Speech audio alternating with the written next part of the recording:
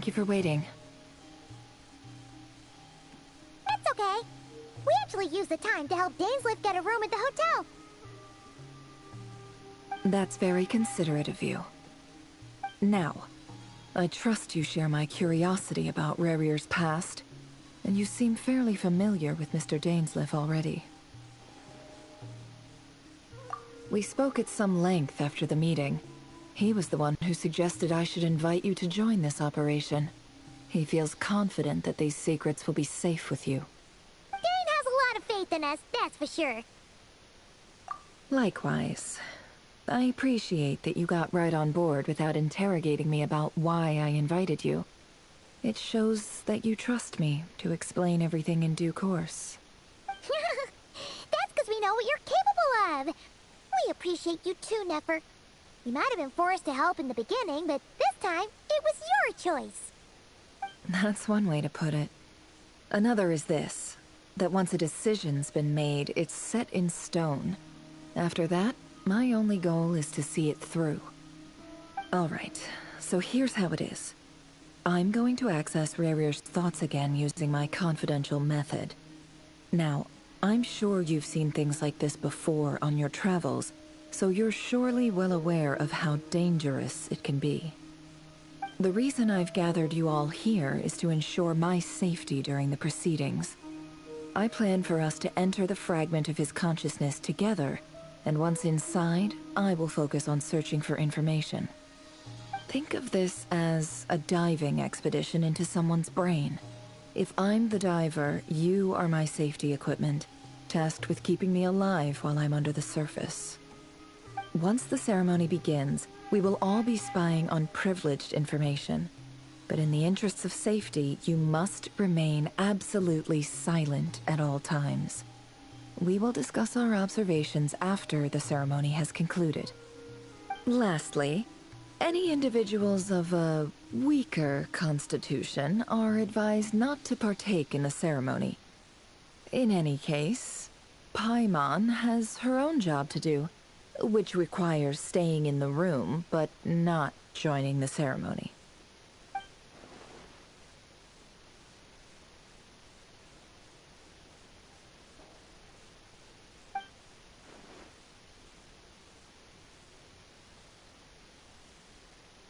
Well, good luck, everyone. Sounds like all Paimon can do is cross her fingers and root for you guys. There's a little more to it than that. I was being serious when I said you have a job to do. While the rest of us are inside Rarier's mind, it's imperative that we have a team member on the outside. In the event that something goes wrong, you will be our first responder. I don't anticipate any issues, but the extra level of safety will be greatly appreciated. I second that. This is a dangerous operation here, and you're our whole rescue team. That's pretty much the most important job in the crew. So, Paimon's like the lifeguard? Yeah, that makes sense. Alright, got it. Good.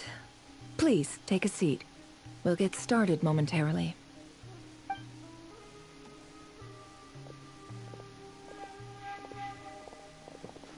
So, did Mr. Dainsliff tell you anything else? He told me that he believes Rarier kept some big secrets in his life. He's not sure that they were the cause of his eventual downfall, but he's asked me to uncover what those secrets were all the same. But surely you're not planning to go through with this, no matter the cost. If you think that, you'd be overestimating me. I'm a businesswoman, not a mercenary. But I do have my own professional reasons for taking this job.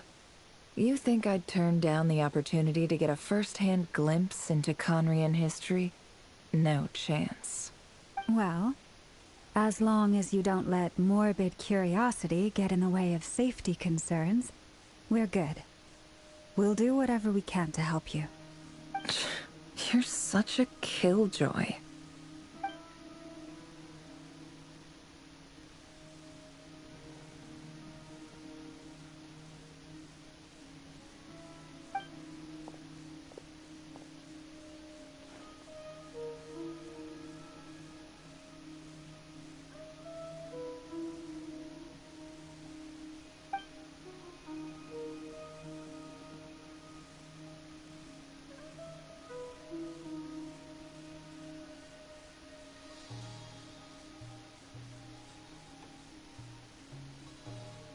All right, I'm good to go.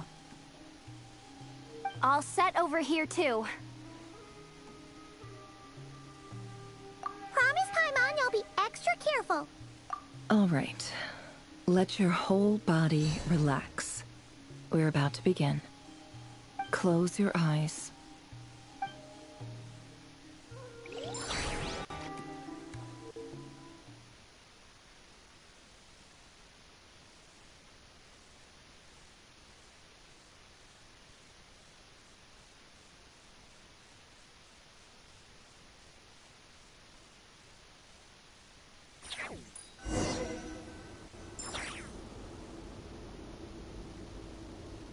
Phew. Could this be his office? Pretty standard setup. Bookshelves, paperwork, files. According to Dainsliff, Rarier used to be an intelligence operative. Chances are there's plenty of top-secret intel stashed away in this room. Is this where you keep your secrets, Rarier? Can't say I'm not looking forward to this.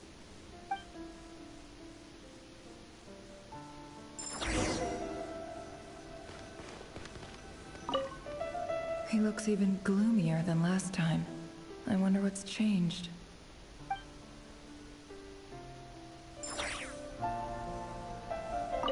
He looks even gloomier than last time. I wonder what's changed.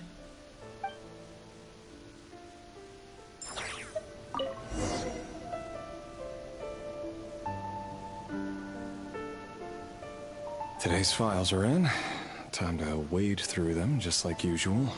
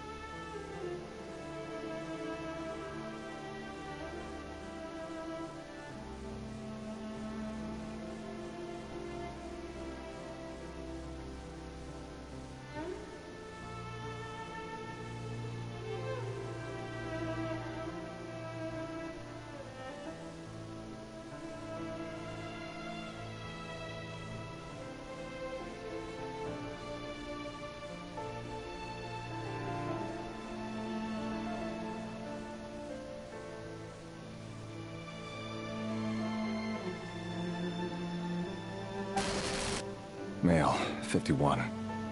Occupation, cook. Confirmed Crimson Moon descendant.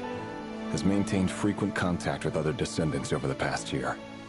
Poses a threat to the dynasty.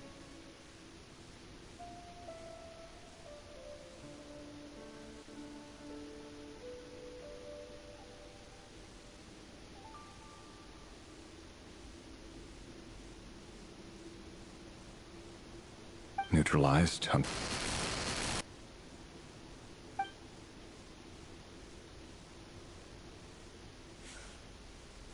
This one should be archived under purged targets.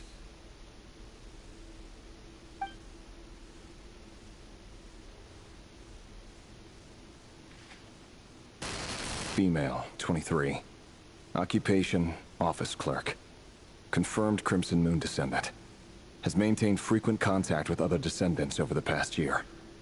Poses a threat to the dynasty. Neutralized.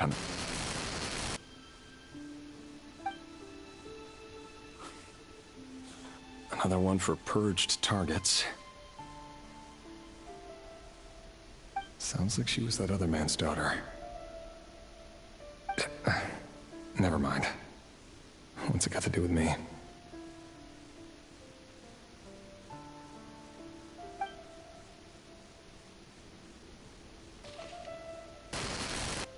Male, 40. Occupation, teacher.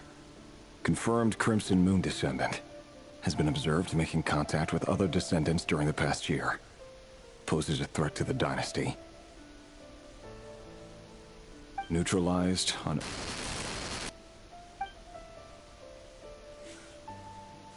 Just another nobody for the archive.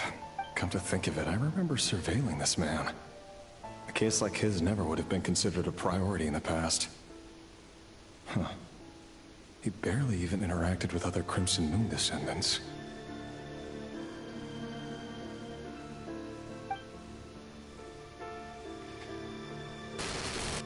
Female, 16. Occupation, none. Orphan and confirmed Crimson Moon descendant. Has been observed making contact with other descendants during the past year. Poses a threat to the dynasty.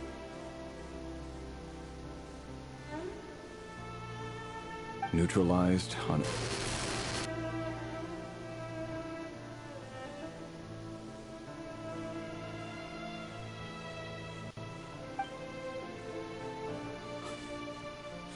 Filed.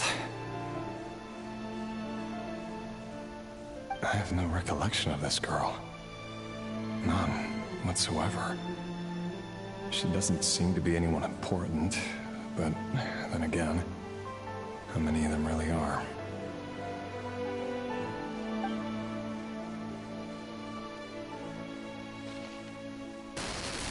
Female, 13. Occupation, none. Orphan and confirmed Crimson Moon descendant. Has been observed making contact with other descendants during the past year. Poses a threat to the dynasty. Neutralized and... Filed.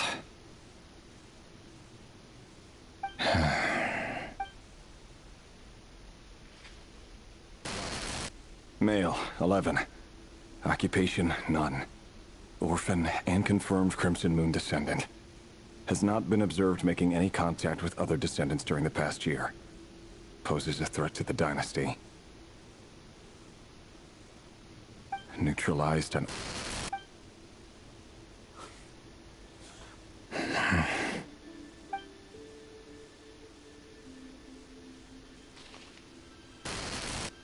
Male. 6. Occupation, none. Orphan and confirmed Crimson Moon descendant. Poses a threat to the dynasty.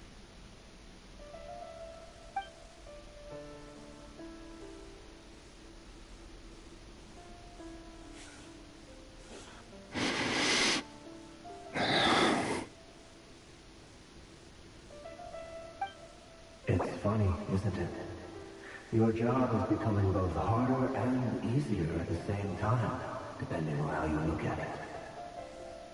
Sooner or later, the Crimson Moon descendants will be completely wiped out. But as their numbers dwindle, they become harder and harder to track down. That's not how it is.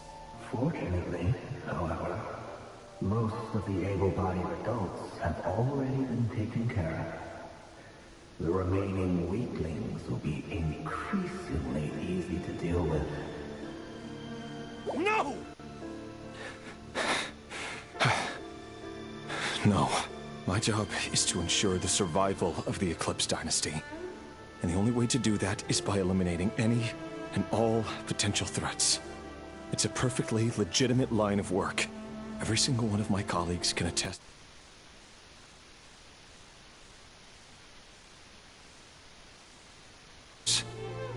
That they were aware of all the facts.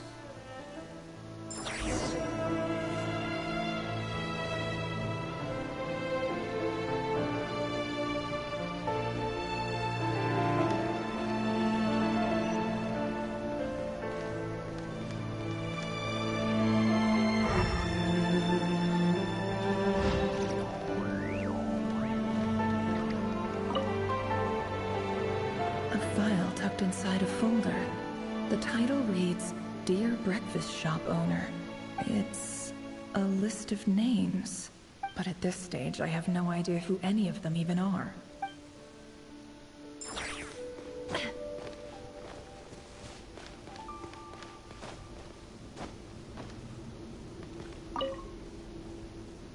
Wonder what kind of encryption technique this is. Seems like it has to be inserted into that camouflage device nearby. Aha! It's an audio recording. Please, hear me out. I can't shake this feeling that someone's been spying on our house. No, I'm not being paranoid. It's true. I saw someone dressed in all black. It was a couple of days back, but that was on another street, not near my house. I swear, I know what I saw! There's a note in the margin. Surveillance of the Runfarther residence has concluded. We apprehended the target and filed the mission report last night.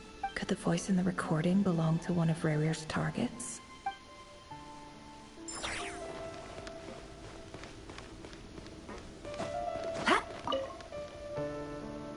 Bookshelves full of documents. Looks like these are all files, packed with the personal details of individual Conrians. The Crimson Moon dynasty preceded the eclipse.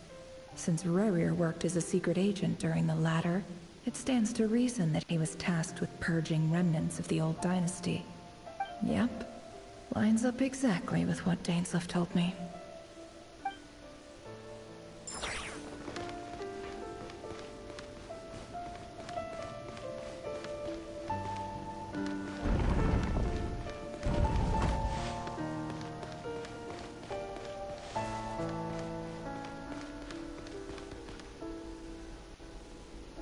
Mr. Vedifalnir?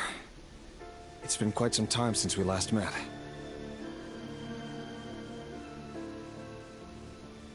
Rarir, I trust you're here because you have something important to discuss. Forgive me. I wasn't tuning out, it's just, I noticed you didn't even phrase that as a question. As if you knew I was coming. Tell me, does someone in your position ever feel the need to ask questions at all? It is indeed within my power to foresee certain things. Things like your arrival. I was just thinking. It won't be long before I'll be inviting both you and Dane to my wedding.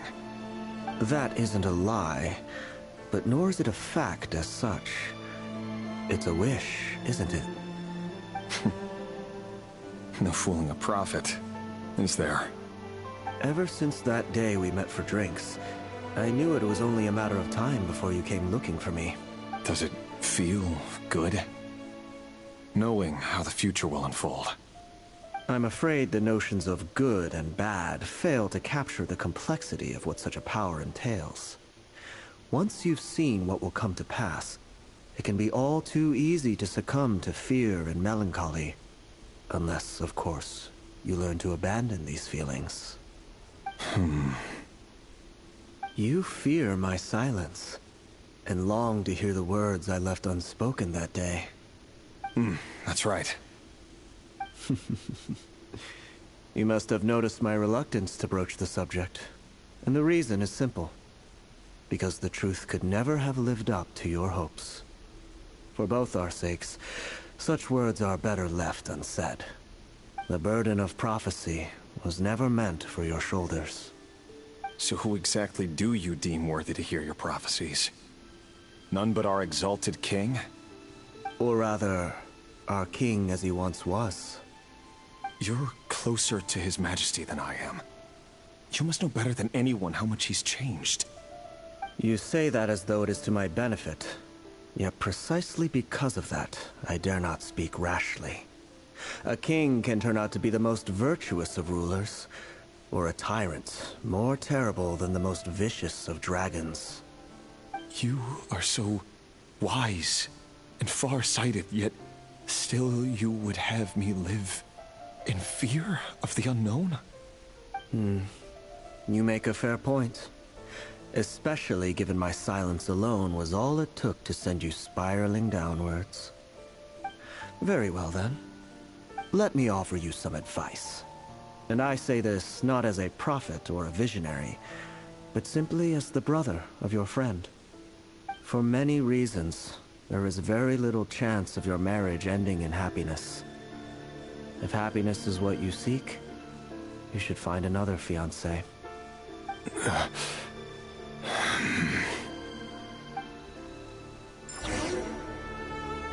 Hold on. There's that same black fog again. Could this memory belong to Thelindis? Guess I'd better tread carefully.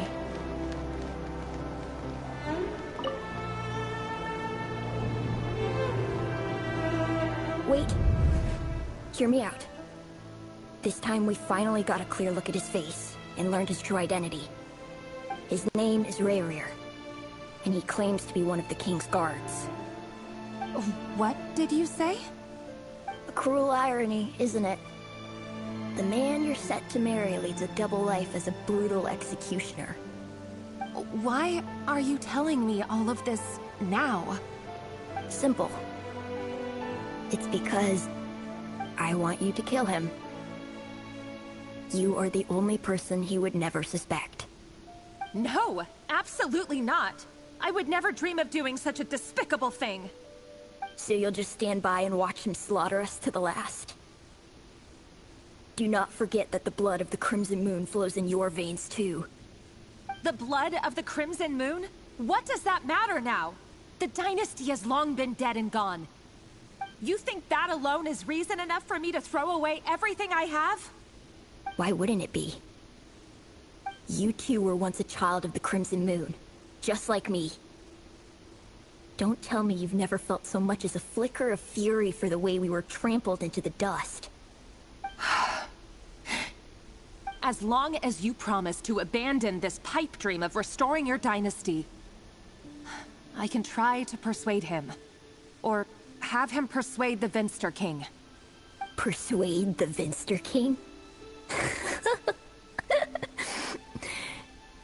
Do you even know why he's so obsessed with hunting us down? Why he keeps trying to force us to hand over our secrets? Over and over again? Or why we refuse to give up on restoring the dynasty? The Vinster King. A blind fool. His eyes clouded by powers from beyond this world. A petty little man with a miser's heart. And he dares to sit upon the throne? Mark my words. Sooner or later, Conria will fall. And it will be his doing. If you can't bring yourself to do it, so be it. Just you watch. It won't be long before calamity descends upon us all. The Rayrir of Solnari. That really is quite a secret you've been keeping from me, Rayrir. But who am I to talk? Am I really any better? I've kept my own past a secret this whole time, too. Love should be built on honesty. But ours was born from lies. And yet... is it really so wrong to hide things that would only make life harder?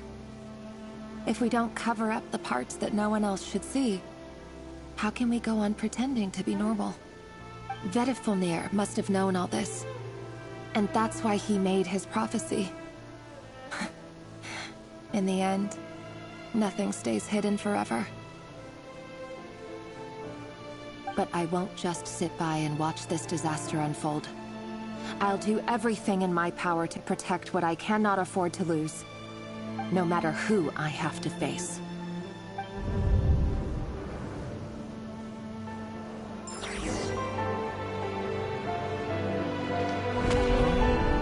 Was that Rayrir who just walked past the window? Doesn't it give you the chills that he still takes the same road to work every day? As if nothing ever happened. Those people at the deli. Enough already. They're clearly pretty taken by their own disguises, so just smile and play along. Pull the rug from under beasts like that, and you'll risk having your throat torn out. Deli? Oh.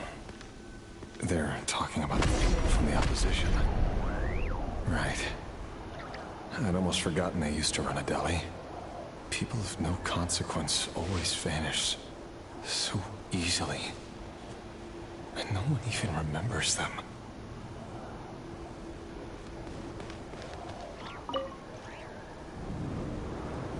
But surely you can see he's not the man he pretends to be!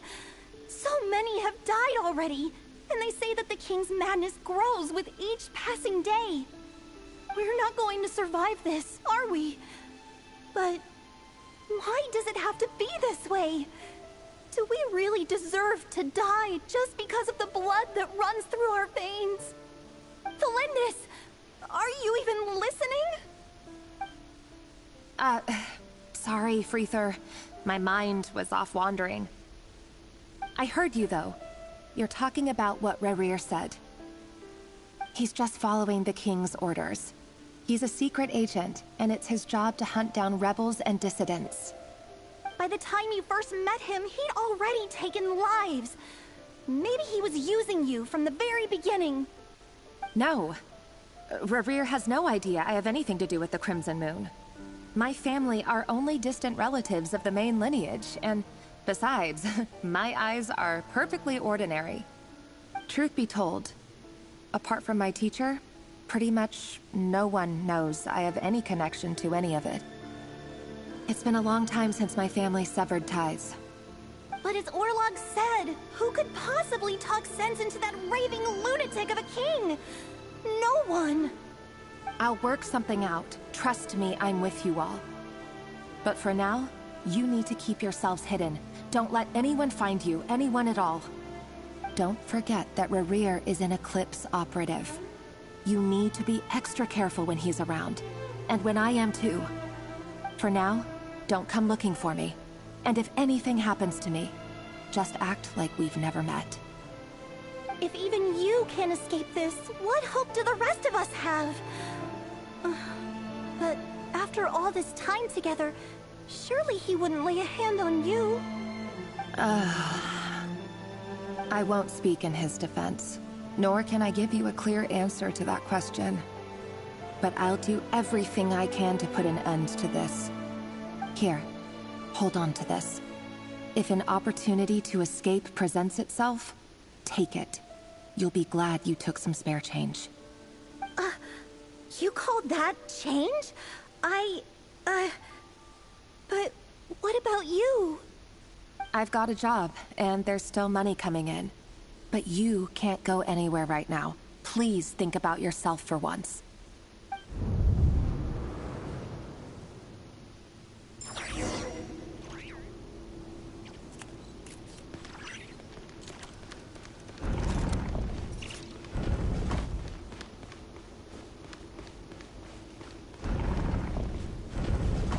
Another day, another round of assassination training. Training ground is just beyond this hidden passageway. When you kill a person, doesn't it bother you when you end up covered in their blood? Why would it? Aren't we all just walking blood bags? But not everyone is accustomed to hunting down others like prey. You've been a hunter for so long now, you seem to have forgotten that most people don't just go around killing one another. Leave me alone.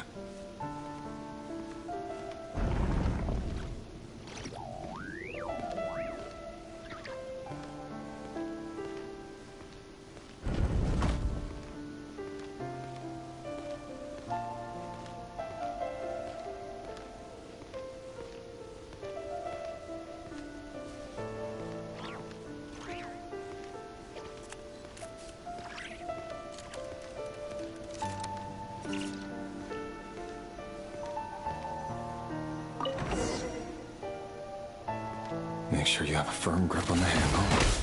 Then choose your angle well. Keep your movements light and brisk. Pray won't sense a thing. I love that. I'll bet no one has tried a quiet death at your hand. I work clean. Traces.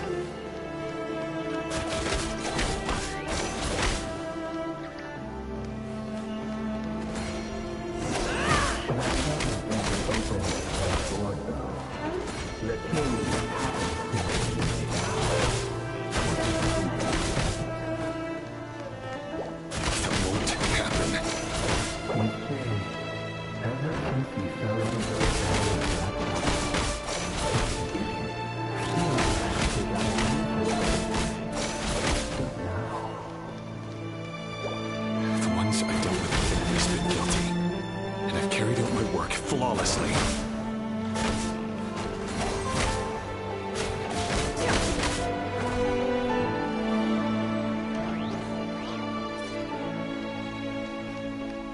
It all adds up.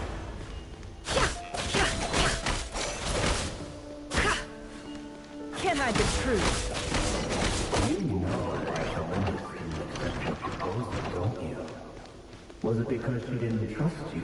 Or something else?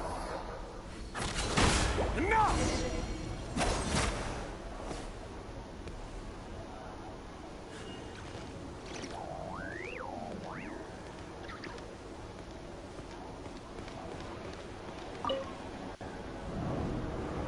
Delindis, do you still remember Orlog? Orlog. The boy who was pretending to sell flowers. You spoke for quite a while, didn't you? Yes, we did. What about him? He was arrested 2 days ago. Chances are he's already dead. He... I just don't get it! After everything he's done, why do you still stand by him? Or does it mean nothing to you that people keep dying? No, that's not... Just hear me out. I need to go now, Delindis. They're looking for us. You take care too. If you ever need a place to hide, come find us.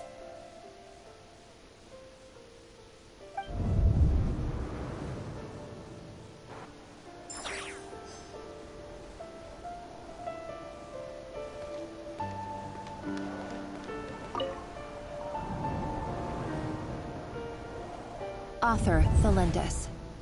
Over the course of this week, the research object was subjected to interference for a total of 47 hours for experimental purposes. The results are as follows. All subjects of observation that were sent inside have now... The situation within is proving more problematic than anticipated. No progress whatsoever. What now? Won't you give me even a glimmer of hope? Things are getting worse by the day. I have to find a way or we'll all be in danger.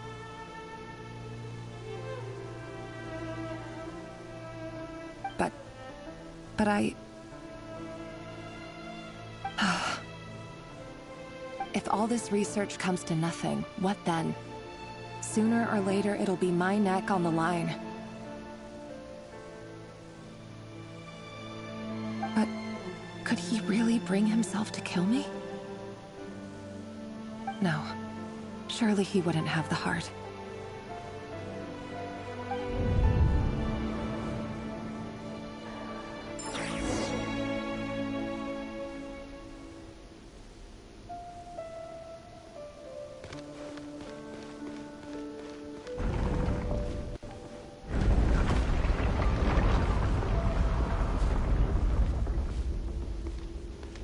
Why won't you just let us go? We don't even know each other. All we want is to live ordinary, peaceful lives. You want... to live?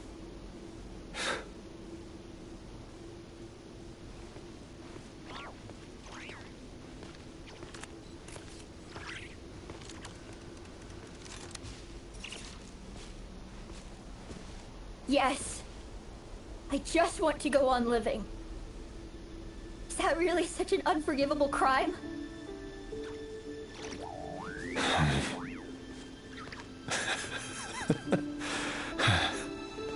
You want to go on living. I want to keep living too. To keep living forever. That's why I have no choice but to continue on the path I'm on. If only some savior would suddenly swoop down and change the way the world is. Too bad that's not going to happen. Imagine that.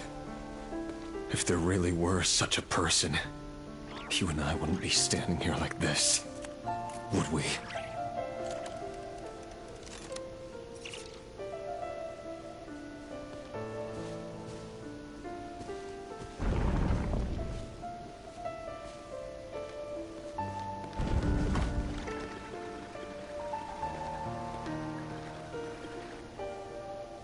So these files are in.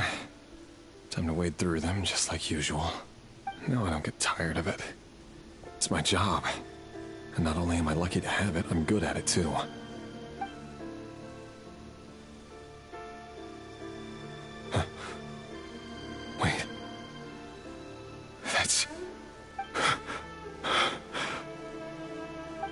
Lindis?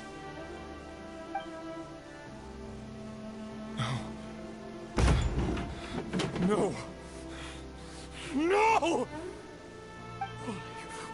Why? But you bear no mark of the Crimson Moon. How could you possibly have anything to do with them? It cannot be!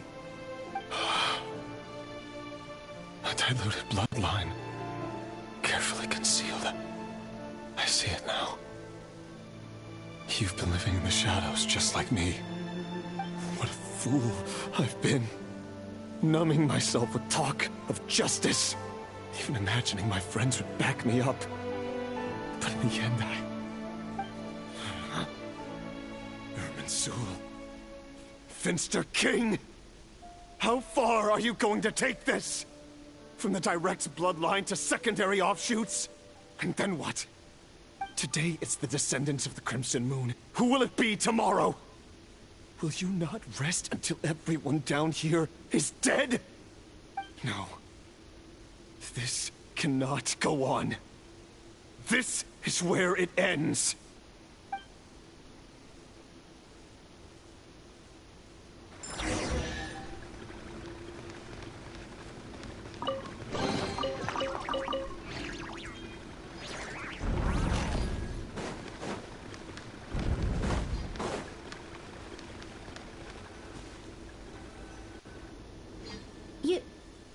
You're really letting me go? I am. As long as you can guarantee that no one will find you. Don't worry, I'll be extra careful. No one will know I was here. But what about you? Me? If you let me go, you won't be able to complete your mission, will you? Good point. In that case, maybe you should stay. No, please! I just want to see the outside world again. To... Go on living? Yes. I know you're a man of your word. So please, just let me go. If I let you leave, what will become of me? Just kidding. Go, now.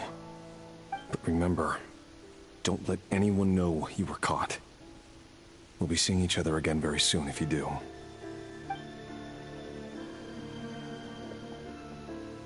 Even shadows in the dark must live by a code. But you can't save everyone. You've been whispering in my ear for days now, Vedifilnir. What are you trying to do? Break me down? I only say this because you long for an answer to your problems. Let her go, Rerir, or you risk losing everything. I will not abandon Thelindis. Then you'll need a little more vigilance and a lot more power. The world is changing, Rerir. Keep your eyes peeled for your moment of opportunity. That voice used to be so unclear. But now I know exactly whose it is. It's Vedifilnir. He won't tell me how to actually resolve any of this, but he keeps trying to manipulate me like a puppet. What's his game here? Tell me then. What will this moment of opportunity look like? And... no answer. He's like a ghost. Always disturbing me when I'm on edge, but never answering when I need him most. So, the Eclipse Dynasty was purging, well, massacring the descendants of the Crimson Moon. And it seems like it was all connected to the Vinster King's research. The King's obsession with abyssal power left the future of Conria hanging in the balance. No wonder every aspect of Rerir's life was so unstable. And it looks like this Thelindis, Rerir's would-be fiancée, herself belonged to a sub-branch of the Crimson Moon Dynasty's descendants. It almost defies belief that a couple like them could hide the truth from each other for so long. If the Vinster King hadn't intervened in such a drastic way, they might have gone on deceiving each other for the rest of their lives. And why does Vedderfanir, Daneslif's older brother, keep talking in Rerir's head? This guy kept more secrets than I ever imagined. The human mind is like a vast desert of shifting sands. When you follow the flow of someone's memories, you only ever see the parts they're willing to let surface. Time for something a bit more creative. We've been inside Rerir's mind this whole time, building up a picture of his psyche. There's already enough clues on the board to start reading between the lines and mapping out the rest. Now, we can finally begin to put the pieces together. Sure, it'll only be a reconstruction, part simulation, part reasoning, but it's usually pretty accurate. Once we've built up a cognitive profile, we just need to cross-check the logic behind his actions. And then we'll be able to take a sneak peek at whatever it is that Rerir has really been hiding.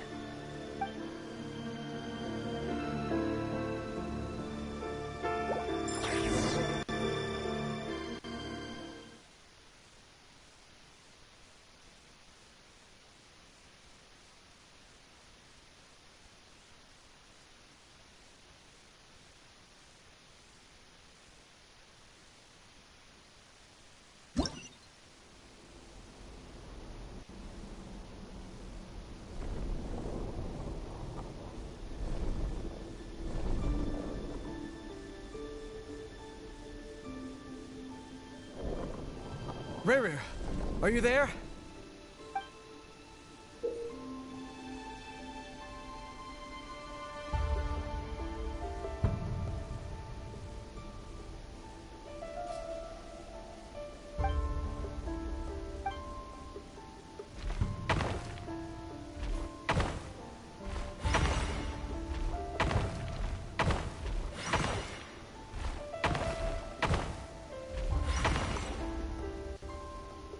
Hey, Rerir! Come out, it's urgent! Dane? What's wrong? Quick, come with me. I'll explain everything once we've met up with the others. Okay. I'll come. But the Lindis is still over at the Universitas. I'll need to leave her a note. All right then, but make it quick. I've never seen Dane so worked up before. Whatever this is, it must be big trouble.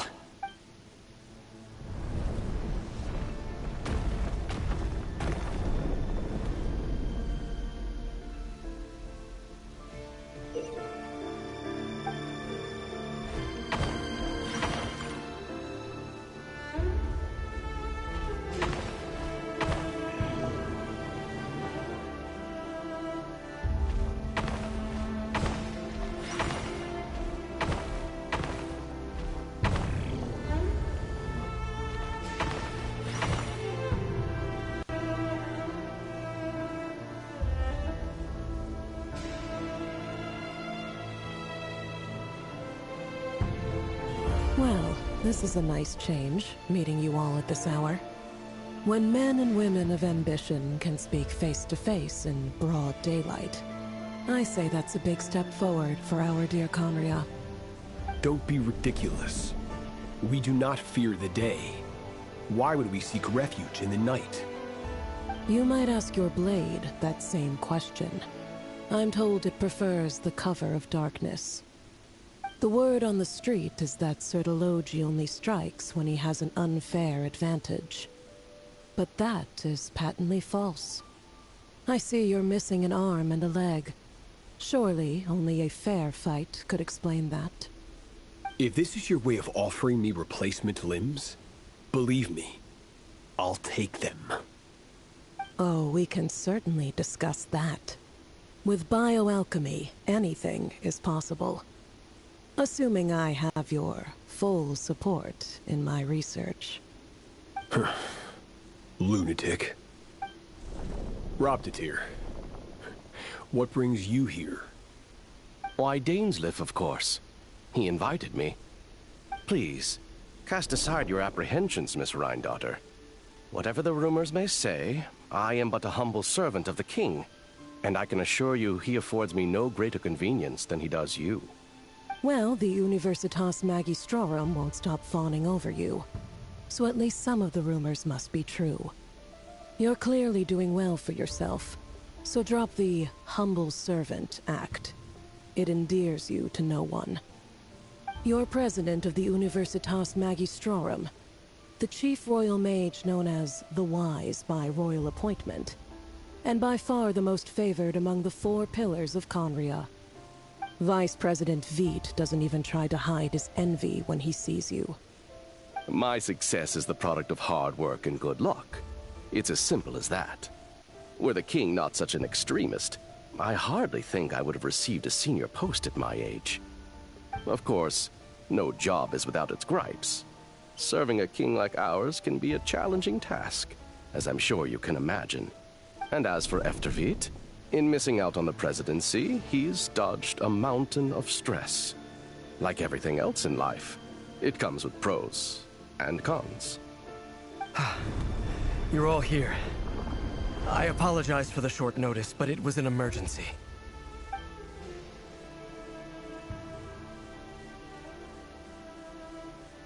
You must be Rerir. Mr. Sertologi. Yes, I handled your case file during your sentencing. Nothing personal, of course. I'm pleasantly surprised that you remember me. You're clearly a person of substance if you've been invited here. But Dainsleif, you'd better have a very good reason for convening this little gathering. It's my brother, Vedalfenir. After he spoke at the court this morning, the king was so infuriated by his words that he had him blinded in both eyes and thrown in prison. Vedalfenir in prison? Strange. I thought the king trusted him and Heroptatir more than anyone else in the world. Does this mean the king's circle of trust just got even smaller? It has nothing to do with trust. It's about what the king wants, which is as clear as day to anyone paying attention. I simply appease him, because it's in the best interests of the Universitas Magistrorum. And also because you're slimy. Vedalfenir, perhaps less so. But still, a visionless visionary? It rather inclines me to think that qualifications are not what get you ahead in Conria. Do you honestly think this is an important discussion to be having right now? Dane, what are you planning to do? Rescue Vedalfenir, I assume. Correct. It will mean storming the palace by force. Tonight. I need all of you on my side. That's far too dangerous. And don't forget, Dainsleif, you're captain of the Royal Guard. You swore an oath to the throne. You've been planning this for a while, haven't you? I have no desire to commit treason. But whatever critique the king may have of Vedalfenir, disfiguring your most loyal subject for putting the best interests of his court and nation first, this is not the conduct of a wise ruler. My blade will force the king to see the error of his ways. So, Vedalfenir's prophecy enraged the king. I'm sure it wasn't what he wanted to hear, but if he won't take counsel even from the visionary, that is deeply troubling news. The extent of His Majesty's madness is now all too clear. The question is, how does a man like me get out of this situation unscathed? You have noble ambitions, Dane, but I'm afraid they don't do much for a guy like me. I'm not interested in saving the world. All I want is a letter of pardon. A letter of pardon? For whom? Thelindis? The chances of the Vinster King issuing a pardon for anyone connected to the Crimson Moon seem vanishingly slim.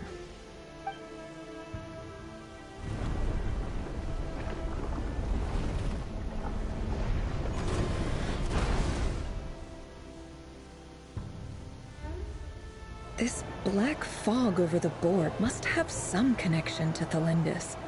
But why is it taking this form? Does it have something to do with Rerir's past? Another mystery I'll need to unravel.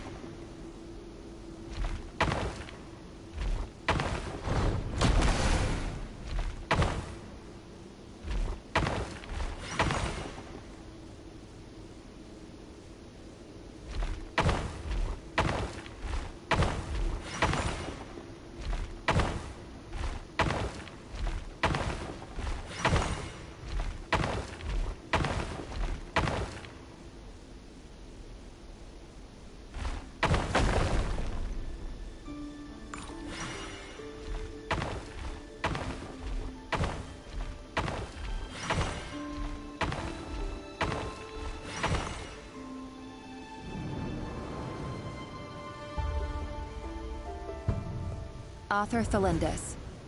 Over the course of this week, the research object was subjected to interference for a total of 60 hours for experimental purposes. The results are as follows. Research dating back to the Crimson Moon Dynasty has established 2 points regarding moon marrow. Firstly, its origins have something to do with a god's power. Secondly, it serves as a portal to an as-yet indeterminate location. Moon marrow can thus be defined as a spatial gateway. However, there are a number of hurdles to overcome before we can answer the question of where it leads to. To start with, opening the gateway requires a specific power source, which the relevant literature indicates. An enormous amount of power is then required to keep the gate open. Currently, the total power output of our instruments remains in the single digits. To make matters worse, I am now the only staff member remaining in the Moon Marrow lab. The Universitas Magistrorum recently decided to move most of its personnel into abyssal energy research, which has stymied all Crimson Moon-related projects. This is not a wise move. I have always maintained that placing all our hopes in a single source of power is risky, especially one as poorly understood as this. As well as making ourselves overly reliant on a single resource, we are neglecting other promising technologies. I apologize if this comes across as disrespectful, but as a Moon Marrow researcher, I desperately want to see the world beyond the gateway. If we really made it there one day, what would we find? And how would we go about taming the unknown? My imagination is endlessly fueled by questions such as these.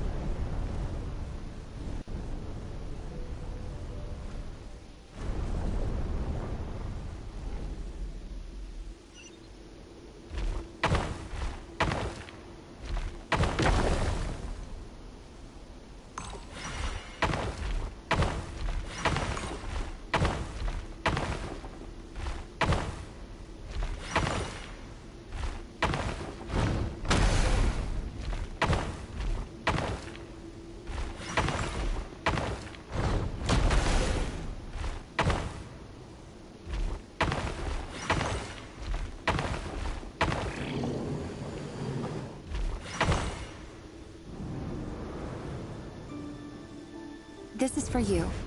I heard you're gonna leave the city with your parents. Thelindis, did you hear about what happened? I've heard nothing.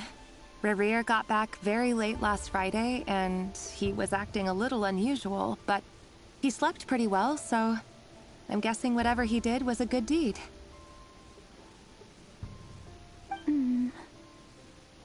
You never saw him, and I don't know what he did. And this conversation never happened. You understand? What if he finds out that you pried into his secrets? Don't be silly. I don't know what secrets he does or doesn't have. All I know is he's just a normal guy who happens to run some errands for the king. Are you scared of him? I don't know. The Rerir I know doesn't match the person you all describe. Logically, I should be scared of him. And yet, I don't want to lose him. But enough about that. You should get going, and be careful with the package I gave you. Keep it secret. Keep it safe. What's in it? A piece of the moon. All you need to know is that as long as you keep it safe, then in the future, everyone will be able to see a red moon. A red moon? You mean our moon? That's right. Our moon. Promise me you'll look after it. I promise, Thelindis. The Crimson Moon bloodline will never die out. Its light, the color of blood, will become like a fire that flows in our veins, no matter how long it takes.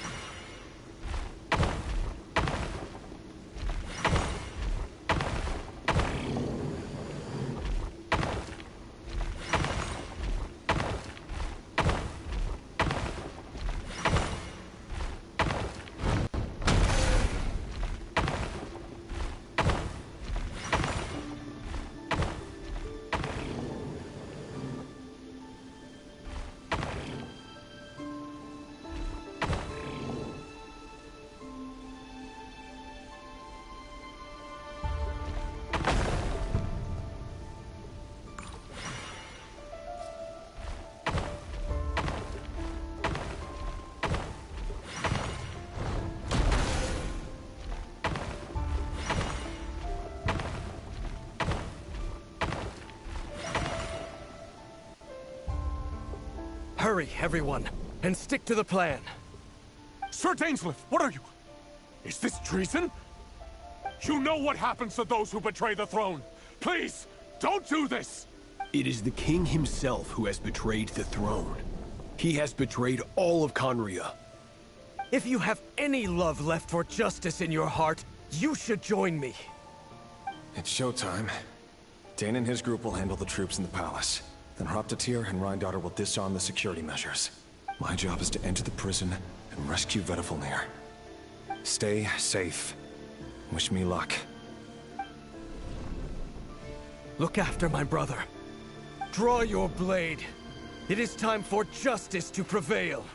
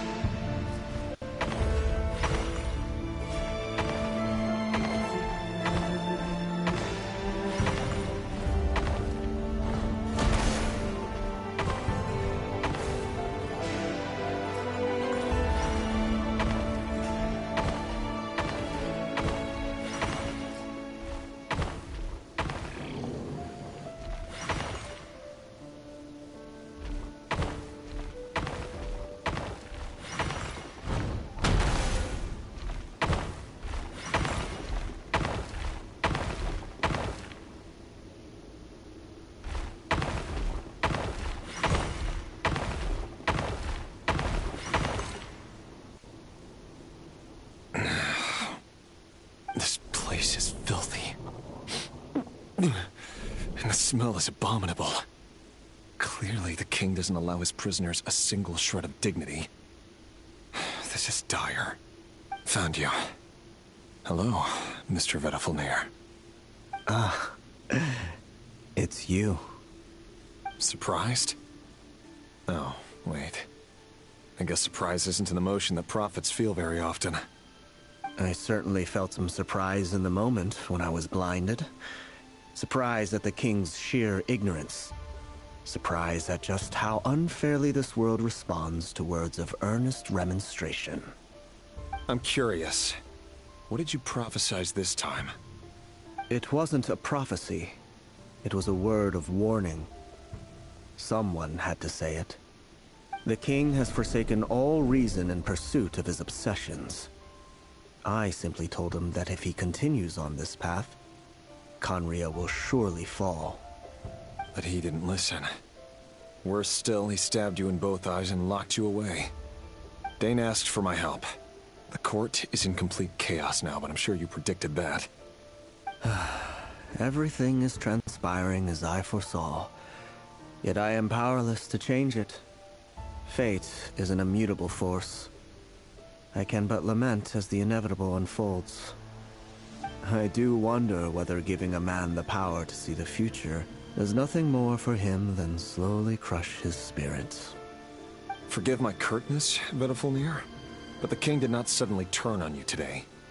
His suspicions have been brewing for a long time.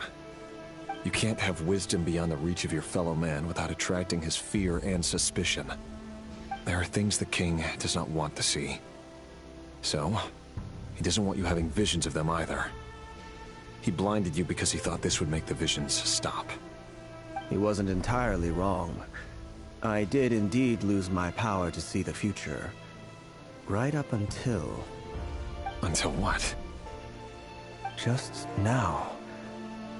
I believe I saw something new. Well, tonight could go a lot of different ways. 5 of us banded together to storm the palace, also we could rescue you.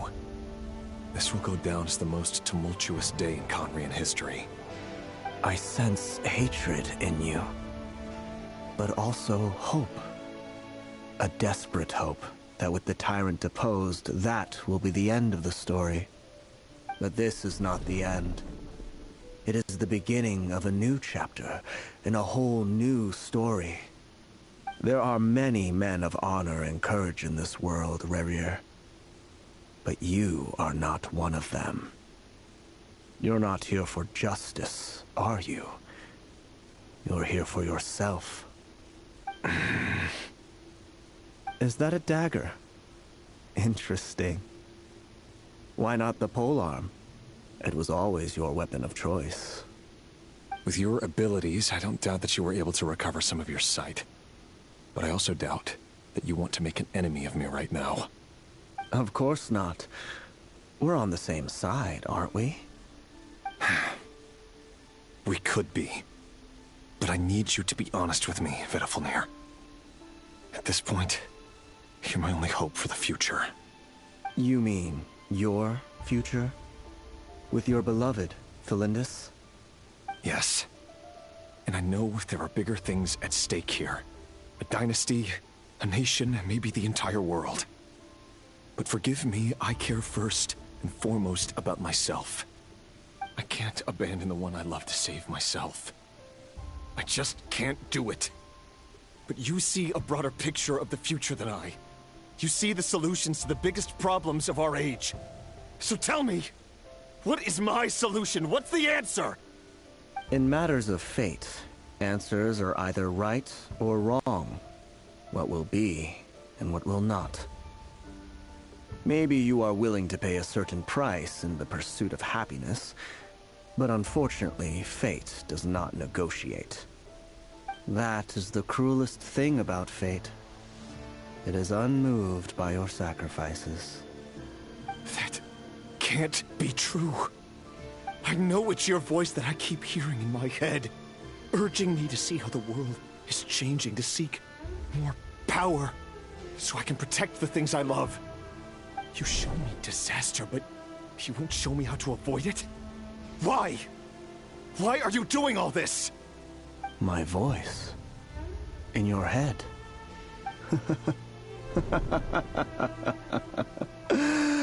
So, you hear it too. The voice that steals your mind, gains your trust, and drives you crazy. It turns out that we are not so different, you and I. Vediflnir just broke into the strangest smile I've ever seen in my life. As if he'd discovered some monumental secret. But then he suddenly switched to looking extremely weary. Very well then. My advice to you is as follows. You must persevere. Whatever trials and tribulations you may face, be steadfast in the belief that they are your path to the future. For as long as you live, your story with Thelindis shall not come to an end. That is the only chance you have of fighting back against fate. It is up to you whether you believe my words. Regardless, that is all I will say on the matter. I have no right to intervene any further. I will hold you to your word. Thank you for setting me free. In return, I will tell you one more thing that you cannot afford to ignore. Just then, a strange wave of energy rippled through the city. We had no idea what it could mean. If I were you, I would head to the Universitas Magistrorum. The Universitas? Oh no! I'm sure we'll be seeing each other again very soon, Rerir. Whatever Vediflnir said, I didn't catch it. I didn't even help him out of the prison. There was no time to lose.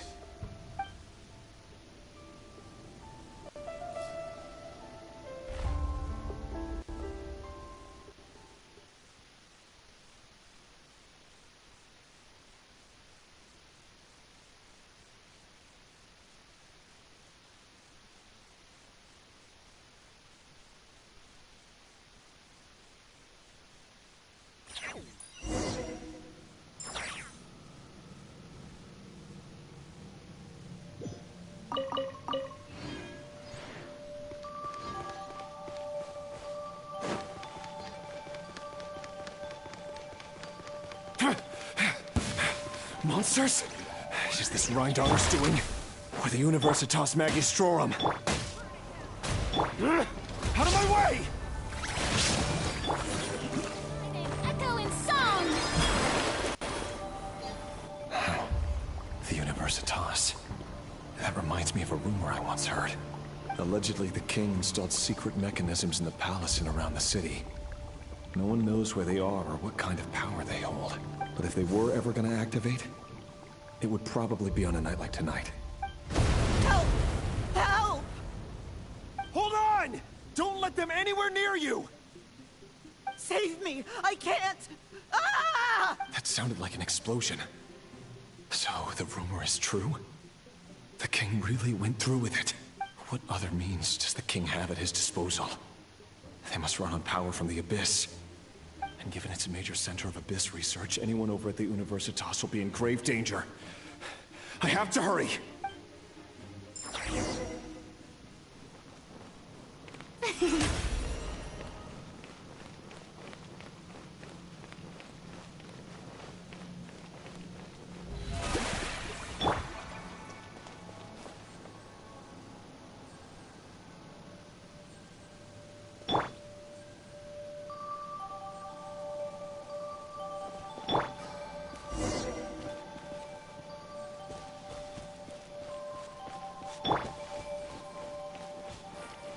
The show begins!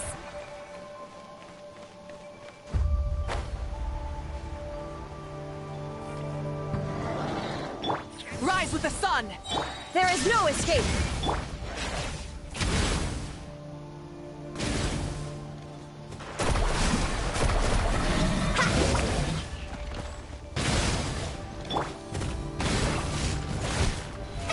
Oh, brilliant! Inazuma shines eternal!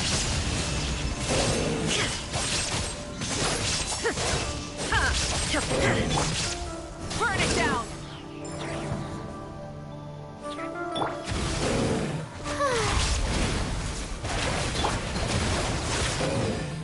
Illusion shattered!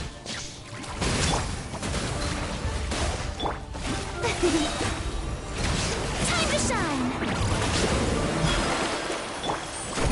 Check this out! Best of luck! There is no escape! Torn to oblivion!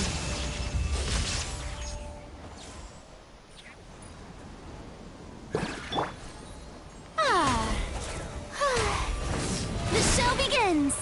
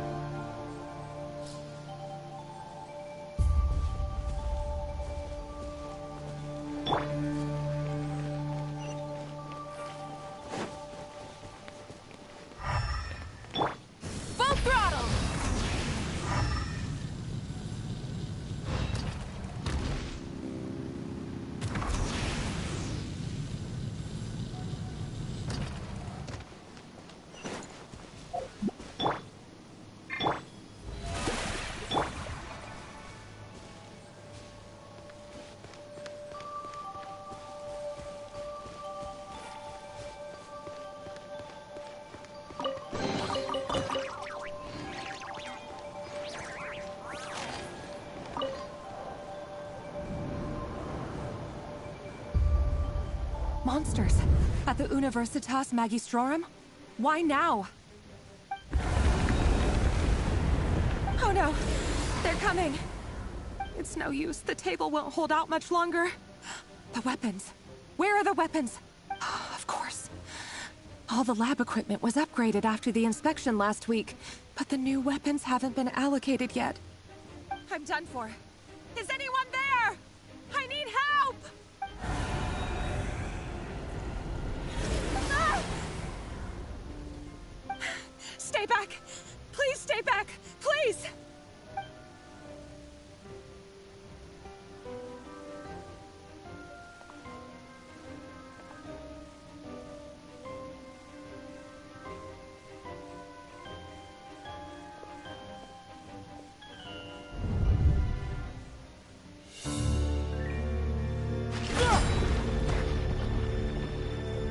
What's that?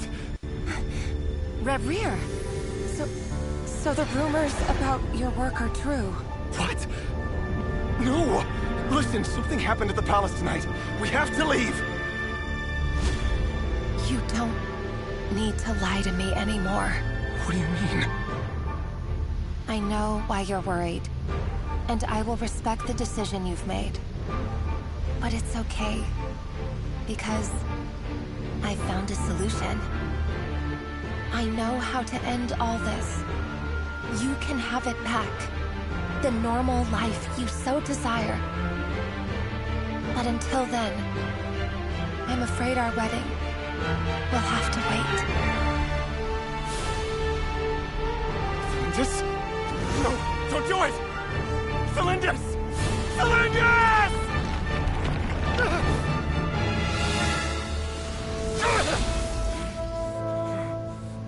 I told you, Reverie. Let her go. You will find someone better. No! No, I won't do it! I have to save her! By what means exactly? A lowly pawn. You lack the power and the strength of will. Do you know a way? Tell me! Come to the palace. Join us.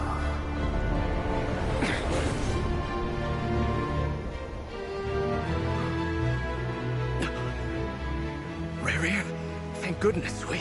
Step forth and take your share. You made it. Not you too.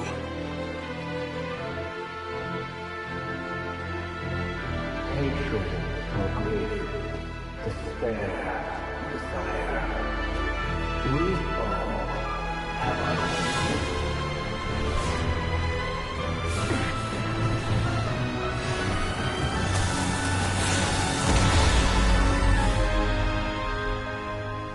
Reverie.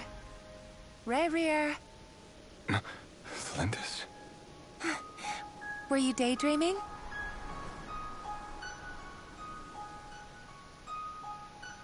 You still remember, Reverie? That question you asked me a couple of weeks ago? Oh. You mean the proposal? Yeah. I'm wondering, where do you think would be a good place to discuss it? Maybe in the garden? Or were you thinking a fancy restaurant? It's your choice.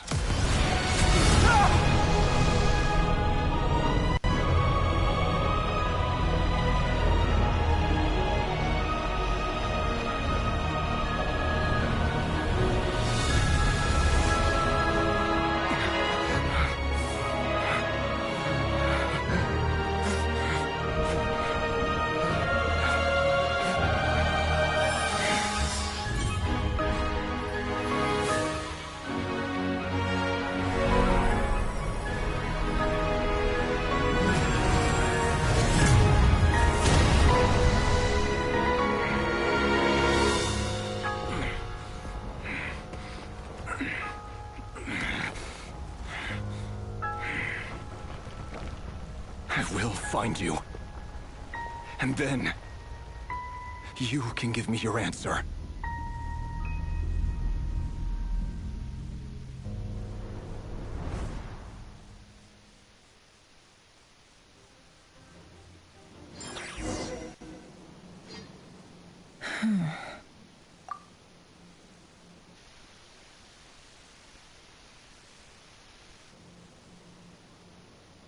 So that's how the Raker of Solnari was born.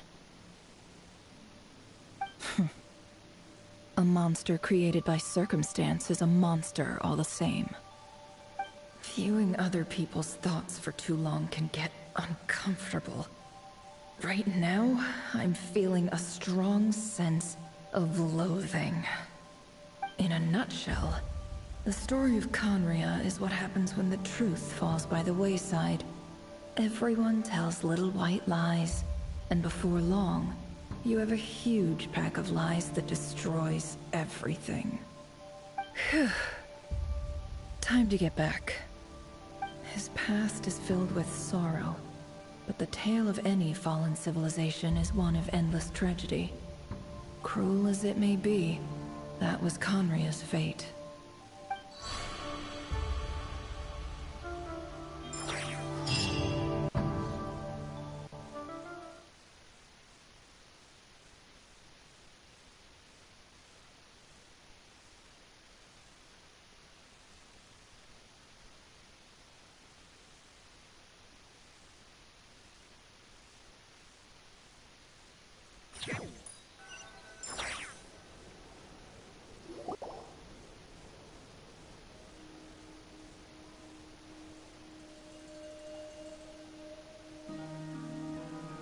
Everyone, I'm back.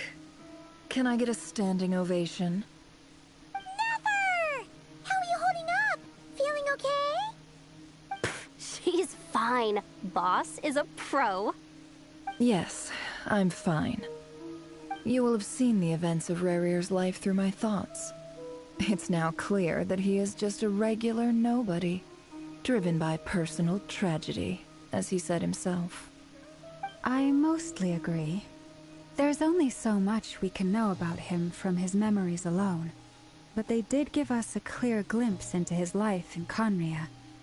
However, I would not consider Rarir to be a nobody. He was deeply involved in the events of that era. Yet, when the catastrophe of a generation strikes, nobody is safe. Sounds to me like you're speaking in riddles again. Is this you urging me not to abandon the people of Nodcry in their hour of need? That's not what I meant. Although I do hope you choose to remain a part of the plan. Without you, the mission ahead will be all but impossible. Then try to remember that I respond better to the carrot than the stick. And I don't appreciate being bossed around. Now, as for you, Missy, you were excellent. You stuck to the rules of the ceremony and kept your mouth shut the entire time. Bravo. Cool. So, can you fill me in on the deets now? Most of what I saw went right over my head. Patience. You'll hear the whole story, don't you worry. But let's meet up with the others first. It will save me narrating it twice. Yehoda? Yes, boss. Let me get that door for ya.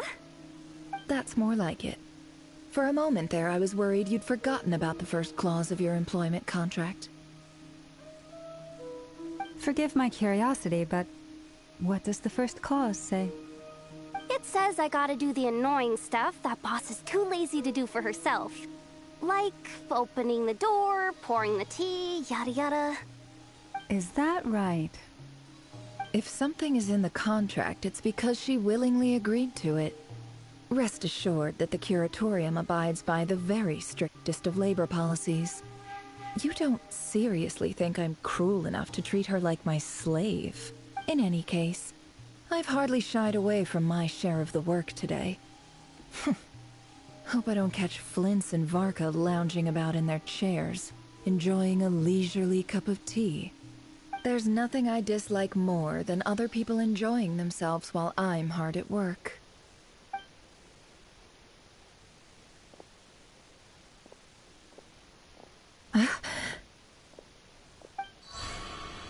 Oh no.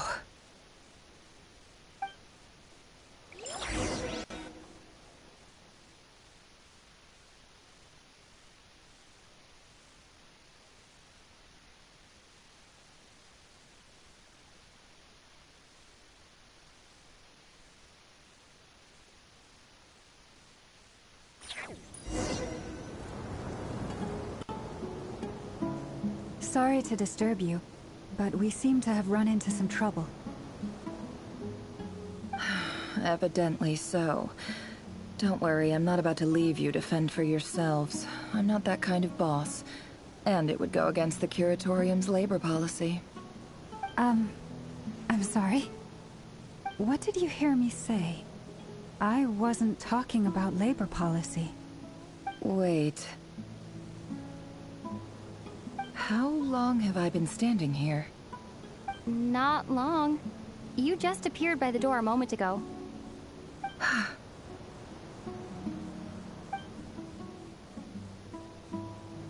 Boss, what's wrong? You look like you've seen a ghost. We've been tricked. We never left at all. Somehow I hallucinated that whole scene back inside the office. Hallucinated? But how? How indeed. This place should heed my will alone. All thoughts and actions that occur in here are just a result of pawns moving across the chessboard in a carefully calculated manner. And nobody has access to this chess set but me. So you control everything in here? More or less. But yes, it's a special technique of mine. Has anything like this ever happened before? Only once. It was the first time I used the chess set. Is there any similarity between what happened then and what's happening now? I suppose my thoughts are a little turbulent, which was also the case my first time. Is there anything I can do to help? The first clause of your contract clearly states that I only need your help with things that I'm too lazy to do myself. Meaning, you're not feeling lazy right now? Meaning, this is not something Yehoda can help with. The chess set is a personal treasure that I alone understand. I must be the one to find our way out of here. Boss, it's fine. Really. Let me do something useful. Oh, listen to you. Whatever would I do without you, Yehoda? What? Really? Yes, really. Where would I ever find another employee as obedient and servile as you? God forbid anything ever happens to you. Oh, okay. Well, anyway, I was thinking of fetching some water. There's gotta be a source around here somewhere. I suggest everyone finds someplace comfortable to take a rest. We gotta conserve our energy. Even though all this chess malarkey doesn't exist in a physical sense, mentally speaking, it's all real. And so is our tiredness and fatigue. You don't want to dismiss mental fatigue. Just because it isn't physical doesn't mean it's any less serious. But anyway, I got your backs, so don't worry about a thing. Don't I have the best employees? Jealous much? If we can find a suitable time, I'd love to borrow Yehoda for a day to help out at the Frost Moon Scions. Would you be amenable to that, Boss Nefer? Oh, Lauma. Have I ever told you just how pretty you are? Beauty runs from the tips of your antlers to the depths of your imagination. Time to rally, everyone. Follow me.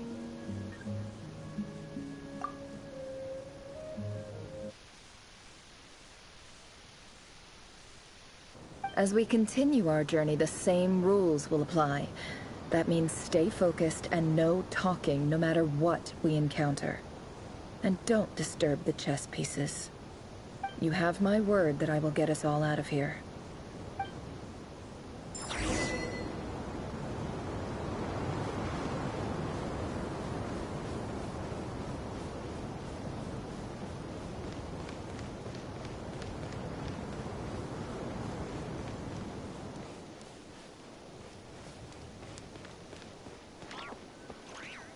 This place looks familiar.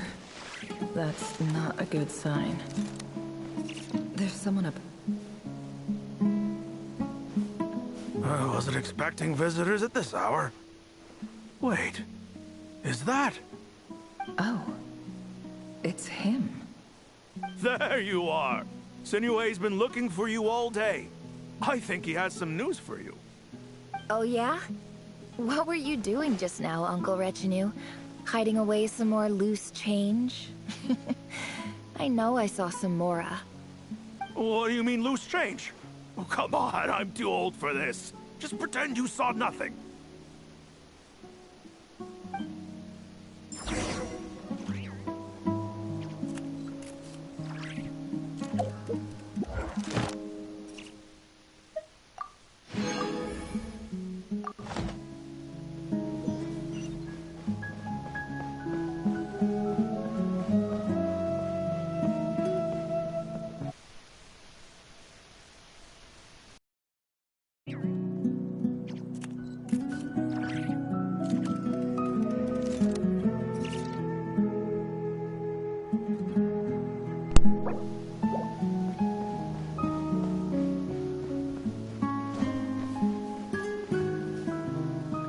Hey, kid.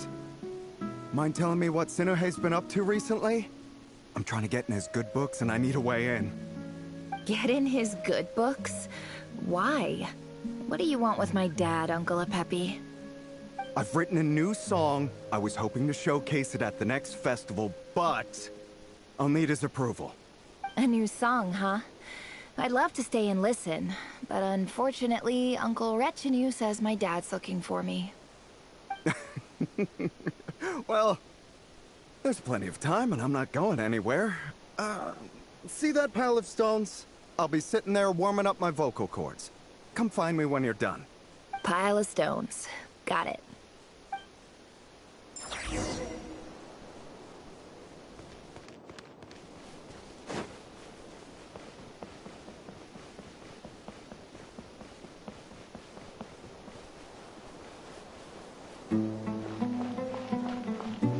Hi, Dad.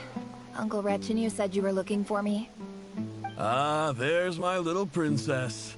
If you'd gotten back just a little sooner, you could have shared the spoils of war with me. Spoils of war? Who were you fighting against, Dad? It was just a figure of speech. The aftermath of a sandstorm is no time to be waging war. I was talking about our war against thirst. I went out to fix our water supply problem, and now I'm back. Which means... We have a well again! That's right. I found a new one and brought back as much water as I could carry. It should last us for a good while. If it wasn't for these blasted sandstorms, our wells wouldn't be caving in. You wouldn't be spending all your time out searching for new water sources. As the chief of our tribe, I'm supposed to be leading us out of hardship and poverty, onto better things. You know how prosperous our ancestors were. I've told you all the stories. And look at us now. Squeezed into these hovels. No one would choose this, if it wasn't for the endless wars over the years. But things are looking up. I started working with some folks from the academia a few months back. They gave me some contacts in return for my assistance in the desert. So you're the academia's helper now? Special ambassador, they call it. Think of it as a partnership. It's nothing bad, okay? We've been isolated here in the desert for too long.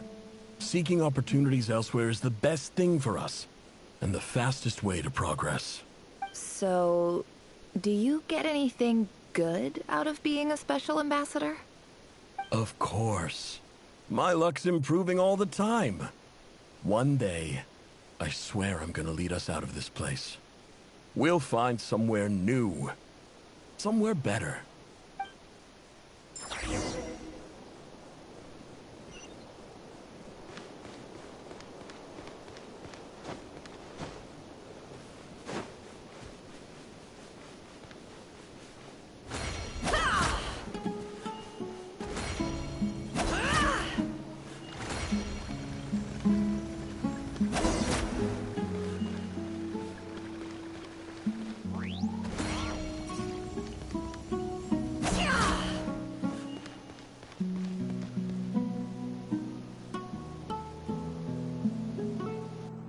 That's our well, and you know it.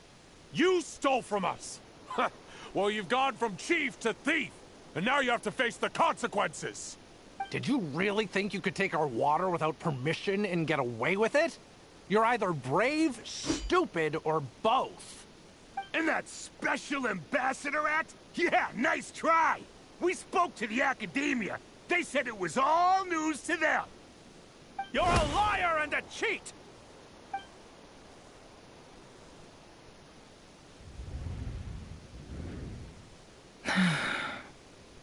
I heard Yehuda gasp, but I don't blame her.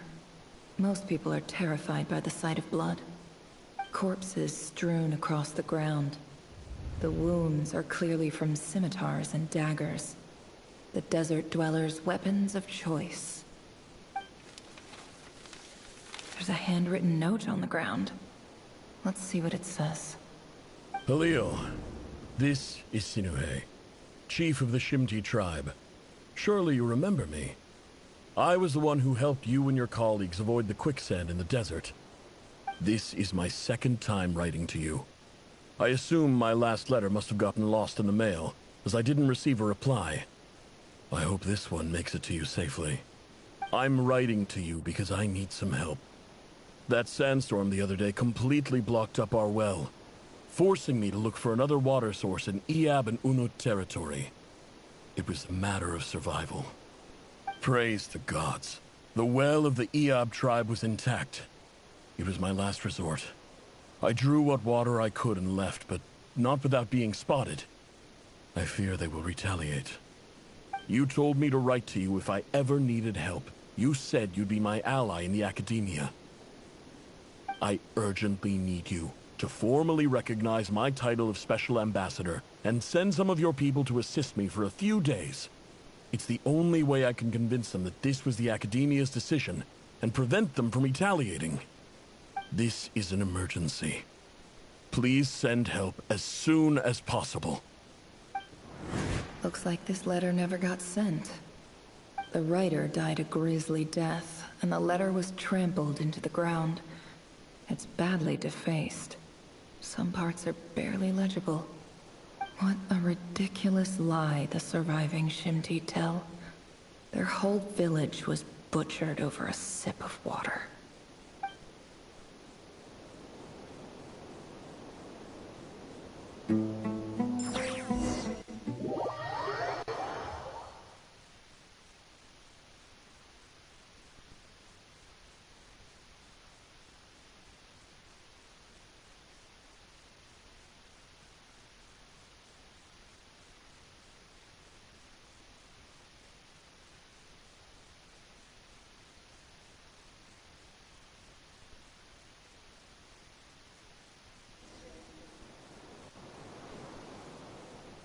Officer, welcome.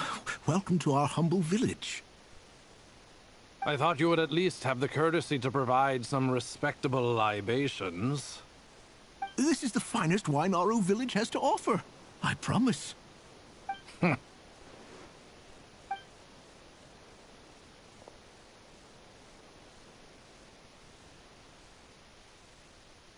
The Academia has agreed to reserve a single space for a candidate from your village.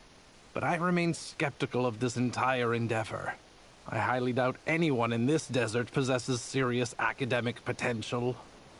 Please, have faith. If not in us, then in our god. The child we found shows great promise. I beg you, take her away from this place. Give her a chance. Don't let her talent go to waste. I don't recognize her. New arrival? She showed up here a few days ago and we took her in. She's a really bright kid. Please help. I'm begging you. So, where are you from? Nowhere special. Just a sand dune. What about the rest of your family? How many of you are there? Just the one. It's only you? Correct. So, no brothers, no sisters, no mother or father? Any who have slept on a bed of sand, I call my brothers and my sisters. Apart from that, I have no family. All right. Get over here. Sign your name on the form.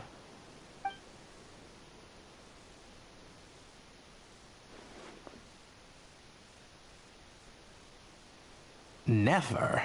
You're rather fair-skinned for a desert dweller.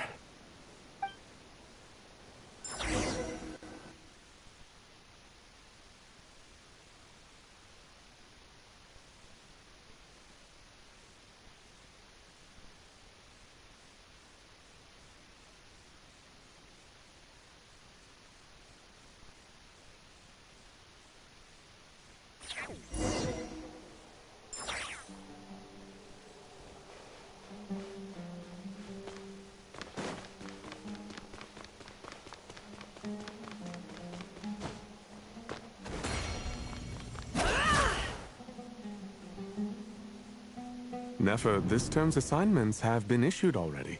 Please read through the materials thoroughly, conduct your own additional research, and then write an essay on the topic. Yes, Professor, I'm aware. I just had a couple more questions I wanted to get your perspective on. Oh? Please, ask away. Well, I saw the other students' problem sheets, and I couldn't help but notice that my assignment is much easier than theirs. Do you really think I'm a weak student? A weak student? Goodness, no. Quite the opposite. You have a sharp mind.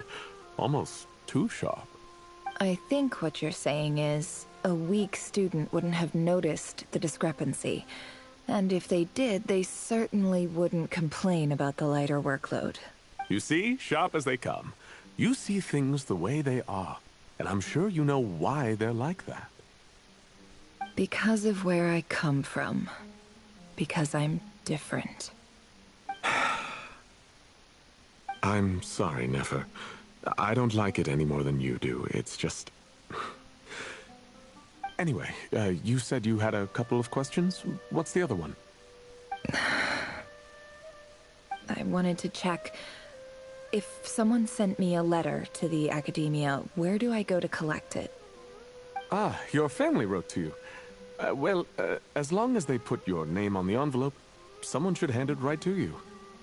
Not exactly. It's not even a recent letter. I was just curious where the mail would end up if no one collects it. The House of Dana, I expect. I know there's a box for unclaimed mail somewhere in there, probably sitting on a shelf. Whatever you're looking for, that'd be the place to start. Okay, got it. Thank you, Professor. Oh, don't mention it. Honestly, I feel like I failed you. I'm supposed to be your teacher, but I haven't taught you anything. Hey, don't say that. You're a great teacher, and you do your best for all your students. But the rules are the rules. You're not allowed to teach students like me. It's not just the academia, either. The whole world bends over backwards for the successful, and leaves the losers to suffer and die. Oh, my dear child. Don't tell me you've given up on life already. I haven't. I just think that if you want to make it in this world, you have to find a way to become successful.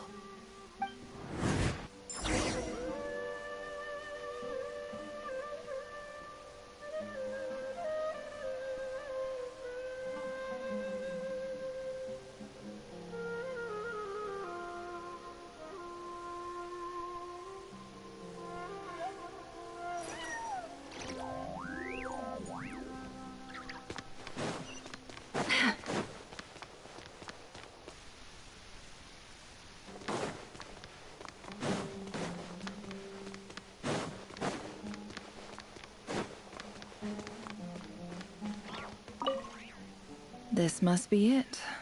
A big cardboard box full of unclaimed mail. And probably some letters that ended up here by mistake, too. Let's take a look.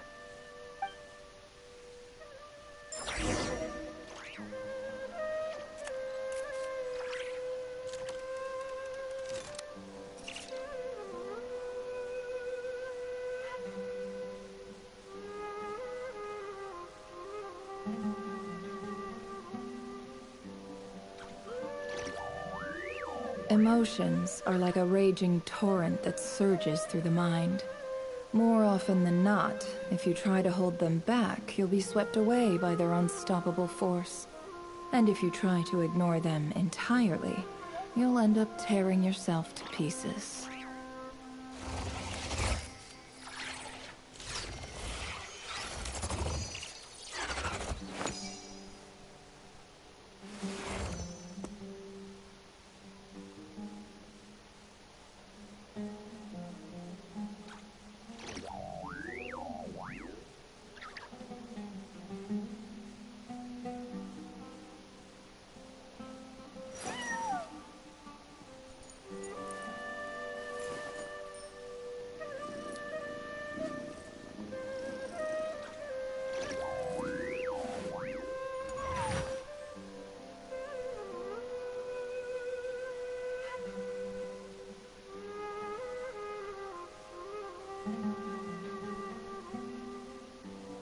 Don't trust your eyes uncritically. People only see what they want to, so don't be your own fool.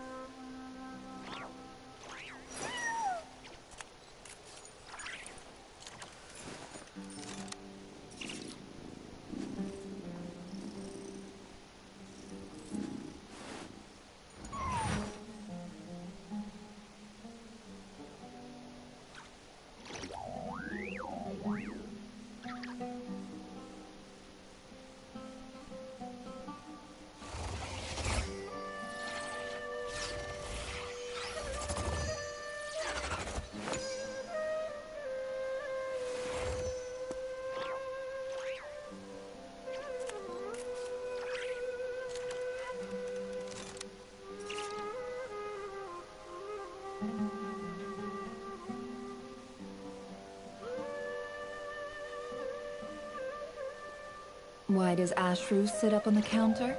To welcome our clients, of course. A kitty's gotta earn his kibble somehow.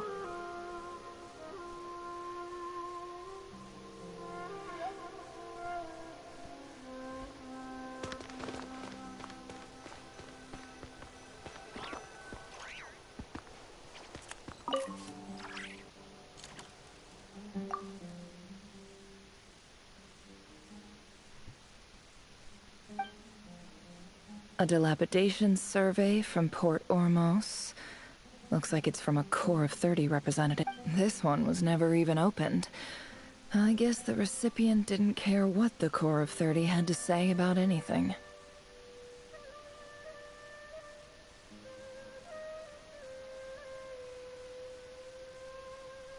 Who was it addressed to? I don't recognize the name. But it must have been a Ksharawar professor.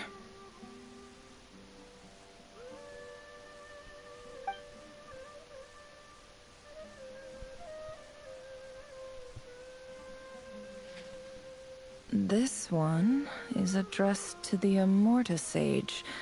The title is Changes Observed in Satyavada Life Symptoms. Why do all these letters read like full-blown dissertations?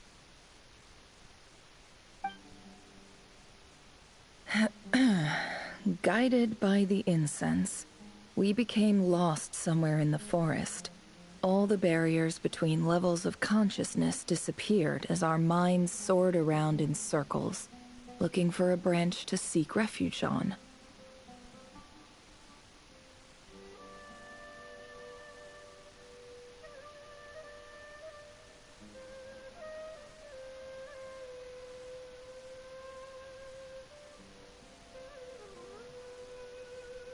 In clinical terms, these symptoms fit the description of incense poisoning.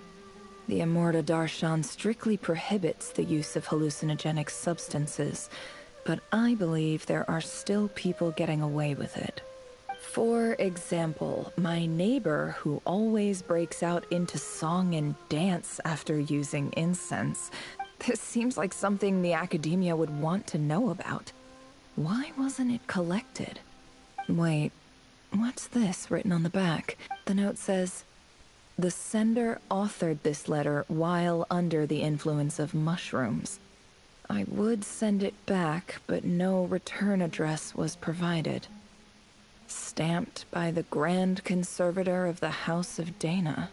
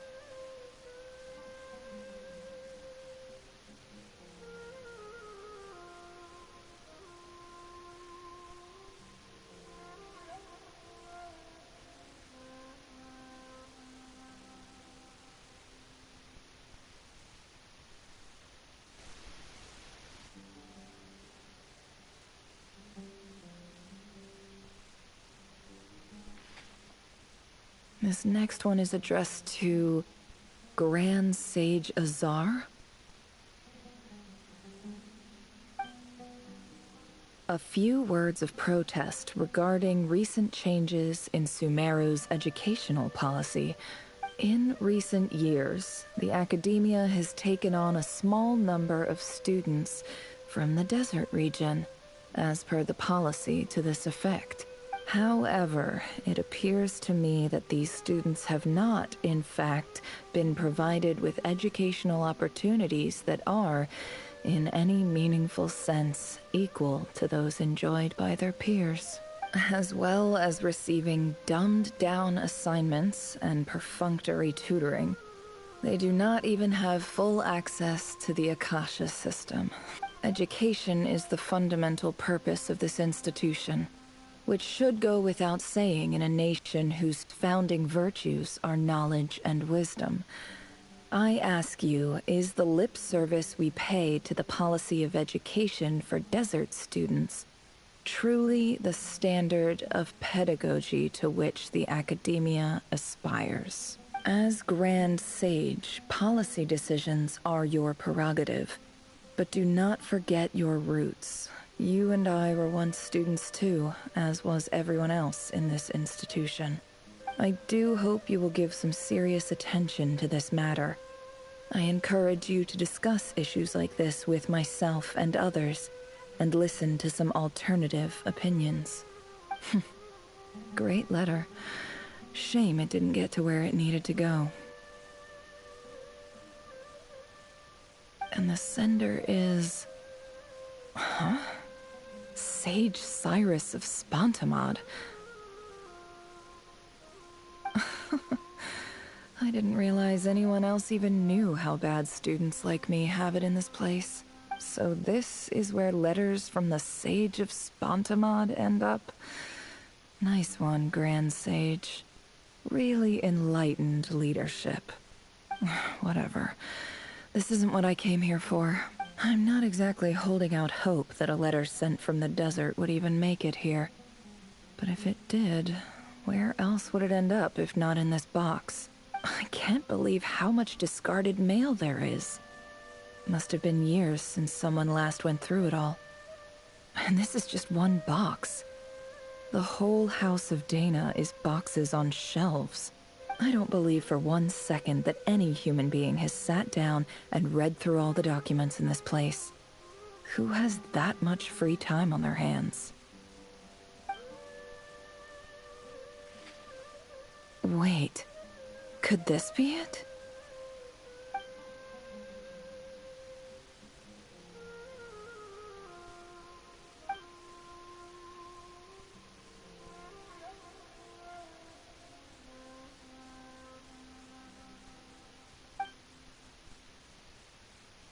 Greetings, Halil. My name is Sinuhe, chief of the Shimti tribe. I was the one who came to you and your colleagues' aid when you ran into trouble in the Great Red Sand. I don't know how well you remember it now, but I brought you to safety and gave you some water and other supplies. You seemed very pleased and told me your name. In my tribe, learning a person's true name is serious business, and I therefore see you all as friends. You were kind enough to leave your contact details, so we could stay in touch. The Shimti tribe lives a harsh, nomadic existence in the desert. You were sympathetic towards my plight, promising to make me a special ambassador of the Academia and help us find a way to make a better living. This brings me to my reason for writing. Our tribe has fallen on particularly hard times, and I would like to ask for your assistance. There was a terrible sandstorm a few days ago, which blocked up the well in our land. To ensure my people's survival, I had no choice but to venture into Iyab and Unut territory in search of an alternate water source. The Iyab and Unut are descended from the Thamudians, while we trace our ancestry to Tulatala. We worship the Lord of Flowers and have had relatively good relations with our fellow tribes, up until now. I found a well belonging to the Iyab tribe. They declined to help us, but I really had no other option, so I took some water to keep me and my tribe alive. My actions are certain to incur their wrath. When we met, you assured me that you would be my ally in the Academia. I would like to take you up on that offer, because I really need your help. I wonder if you could send an Academia representative to meet with me. That aside, the last time you were here, you mentioned that the Academia had started accepting students from the desert. And I told you a little about my daughter, Nefer. We have next to no resources here in the desert, and my power and influence are limited. Would you consider enrolling my daughter at the Academia? She is a smart girl. I know she won't disappoint you. From the outset, the Academia never took you seriously. Those things they promised were just empty words. I doubt they even remember the name Sinuhe. And you were so emphatic that your luck had finally changed for the better. You swore you'd lead us to a better place one day. You spoke with such conviction, like you were the most powerful chief in the whole desert. You liar. You lied about everything. You promised the world, and delivered on none of it. And who fell for it? Just me, by the looks of it. Despite your best efforts. Which makes you a pathetic liar. You weren't even any good at it. I think I'll take over from here. Let me show you how it's done.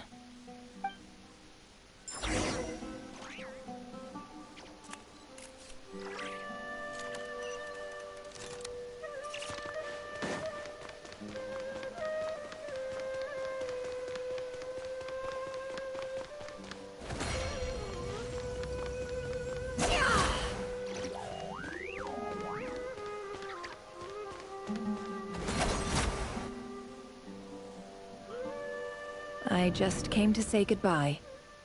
Thanks for everything you've done for me in my time here. Nefer? You packed your bags. Where are you going?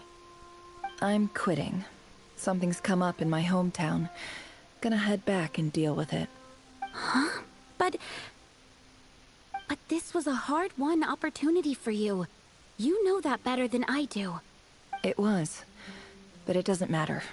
I have more important things to deal with, and they can't wait. Oh, and I didn't want to overfill my bags, so I left some incense on your desk.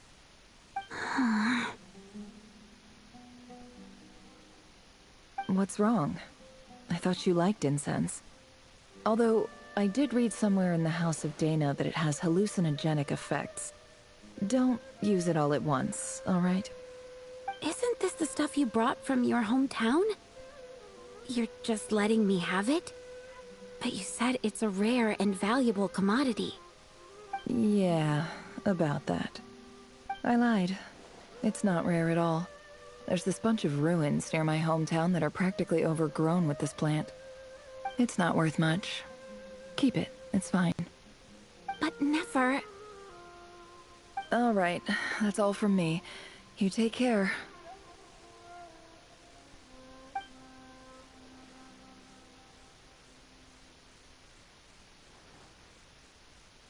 Don't forget me, okay?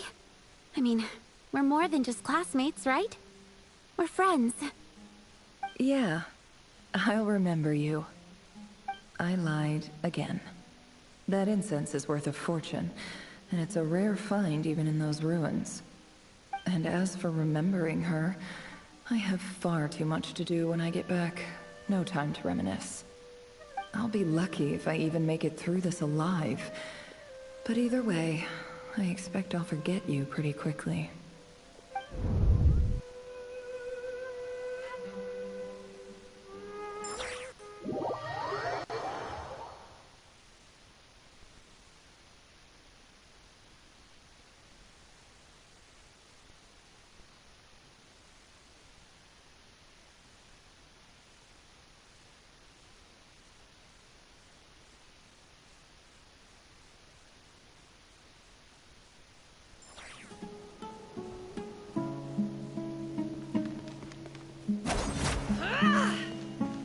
Can't hide the truth. It all adds up.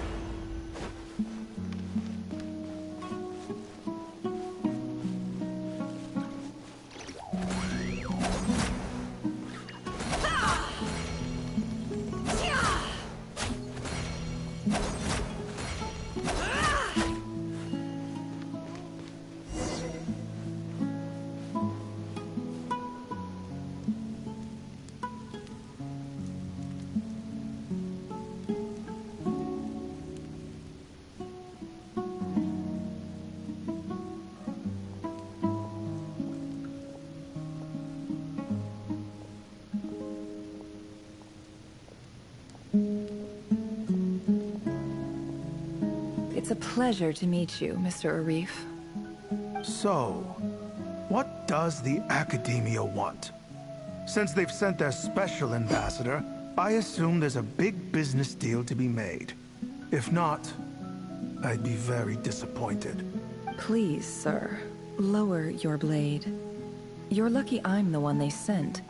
Not all special ambassadors share my admiration for the Iab people. The ever-shifting balance of power in the desert reduced the once great civilizations of this region to rubble and sand. But the story of the Iab has a very different trajectory. Others grew weak, but you grew strong, beginning in obscurity and moving to prosperity. you're the only ones who defied the trend. Huh. So, you do know who you're dealing with? This well is the perfect symbol of your strength, is it not? It used to belong to the Unut, but it looks like you have control over it now. You're not wrong. But I'm sure you didn't come all this way just to flatter us. Of course not. I came to bring you some very good news. Some information that recently came to light, which might just be your ticket to freedom. Records uncovered by the Vahumana Darshan show that a certain well currently under Iab control is built on top of some ancient ruins. These ruins are of great archaeological interest to the Academia. I checked the map carefully on my way over here, and I'm confident that this is the well in question. The Academia is offering 50 million mora in return for excavation rights. 50 million? No, wait. If these ruins are as important as you say, 50 million's a little low, don't you think? Don't get greedy, Iab. We know far more than you think. We know that you seized this well by force. Wasn't that the first step in your rise to power? To drive away the Unut and steal their water supply? So what if it was?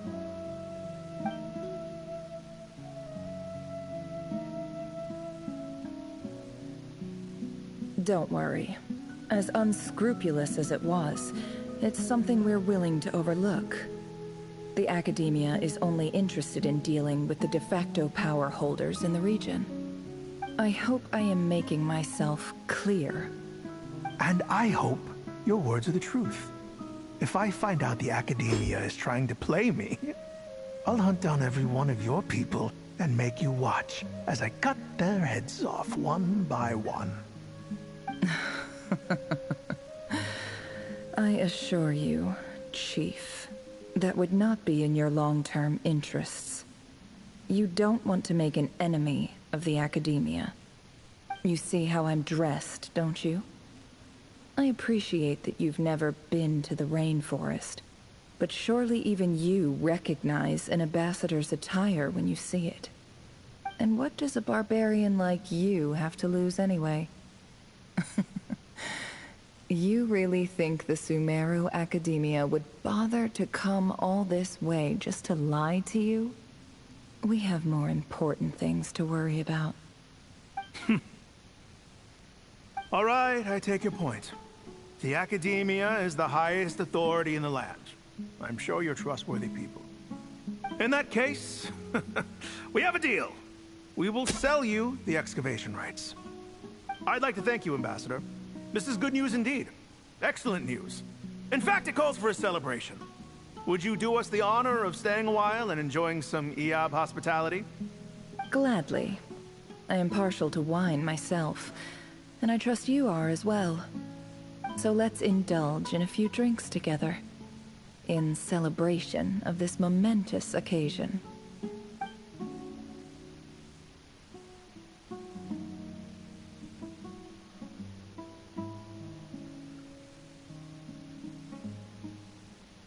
Chief!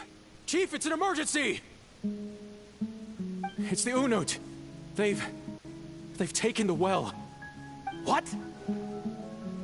Well, don't just stand there. Take it back. Yes, Chief.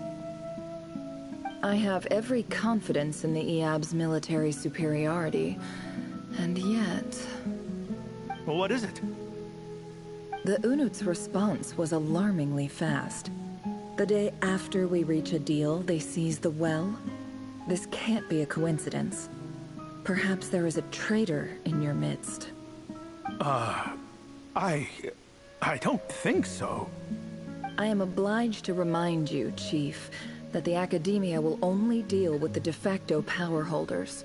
If you cannot regain control over the well, I'm afraid you won't see a single mora of that 50 million. No! Please, Ambassador, just give me some time. I swear the Unut will not get away with this.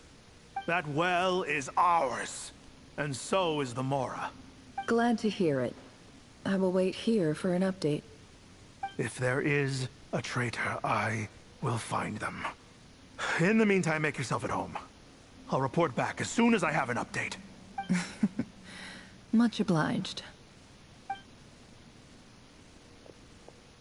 Wow. All it took was a few words and I've got him wrapped around my finger. What an amazing feeling. So, in summary, Ambassador, the Academia would rather negotiate with our tribe instead of the Eab, yes? The Eab are ruthless murderers who don't listen to reason.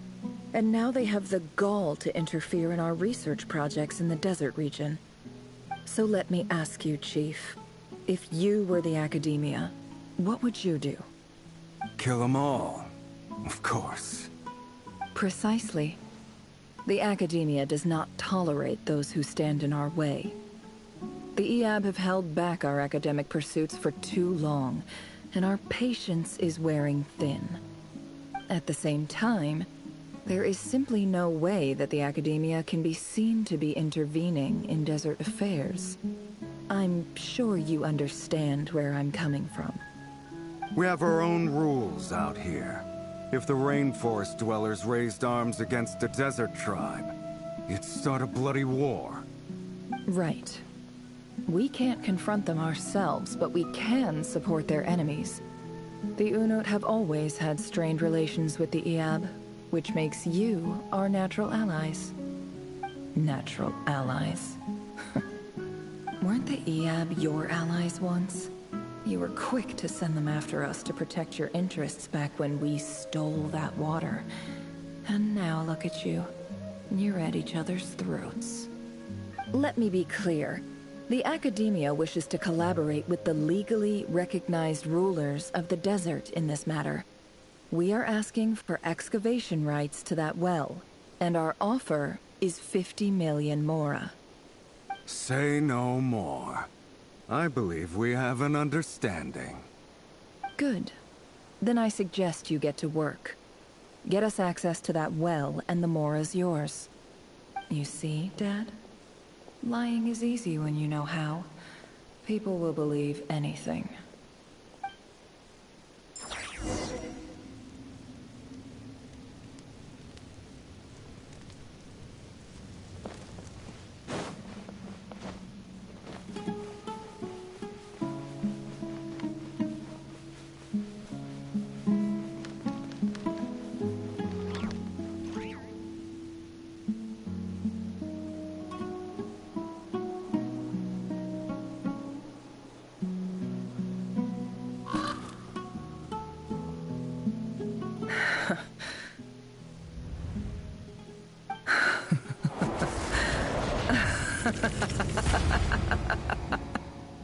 Look at yourselves. You may be vile, savage monsters, but your butchered bodies bleed like any others. You're no different. You're nothing special at all. The monsters who destroyed my home, they're just ordinary, petty human beings. What a joke. I think we're even now. Maybe I've even done the desert a favor. It's a better place without all these people around. Oh, Sinuhe, my gullible fool of a father. Perhaps if you'd been as ruthless as I was today, our tribespeople would still be alive.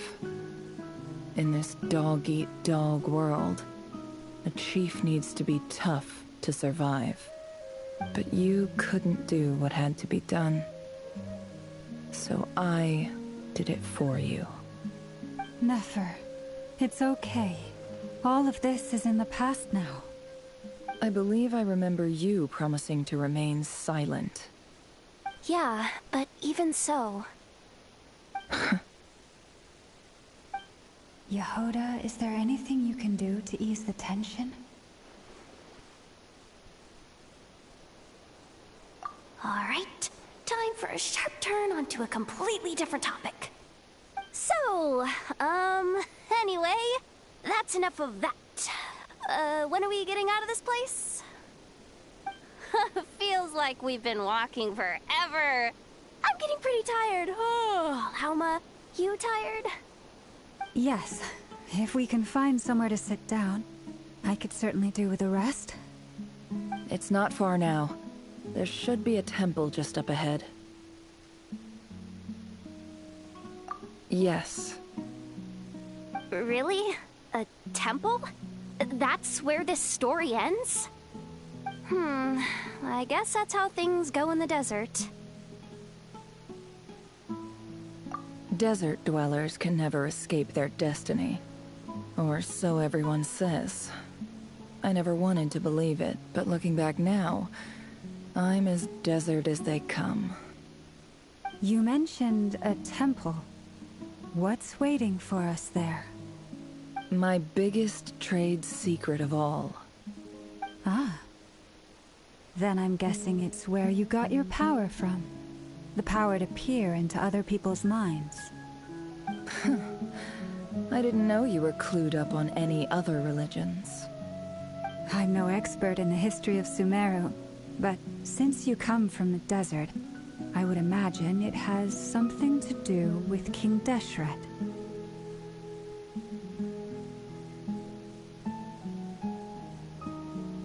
Sounds impressive.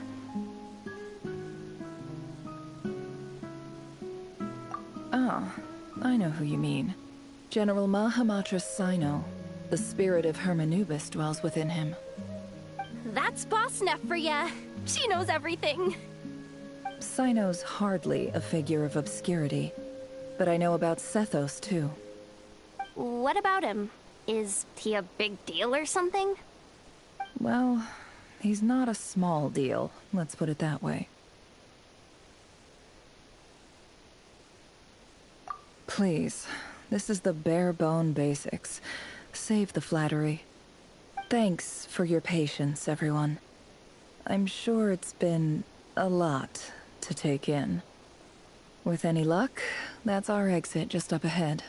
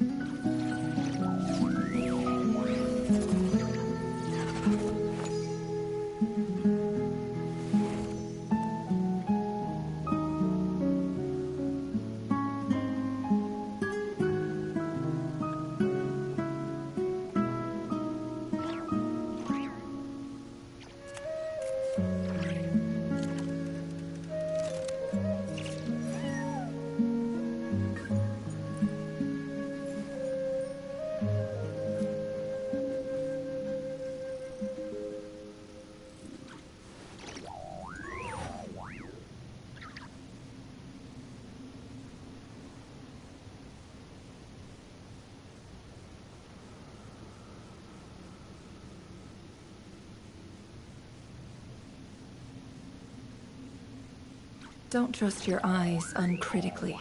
People only see what they want to, so don't be your own fool.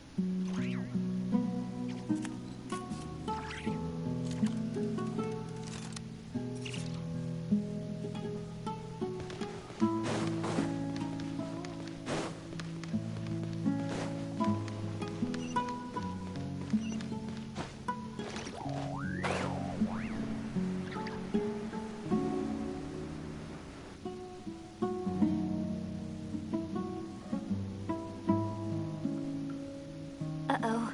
Uh-oh. Uh-oh. I'm totally out of my depth here. I don't have anything to add about any of this stuff. Like, look at that statue, for instance. I want to do the whole name-dropping, this girl knows her stuff thing too, but I've never seen anything like it before. A statue with the head of a bird.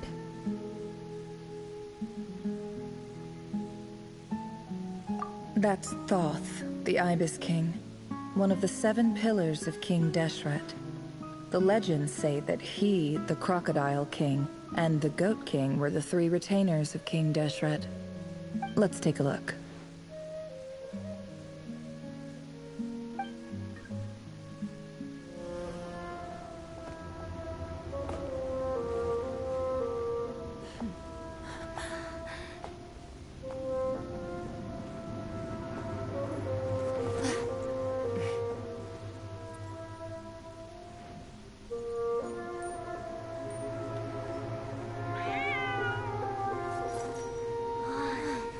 It's just Ashru.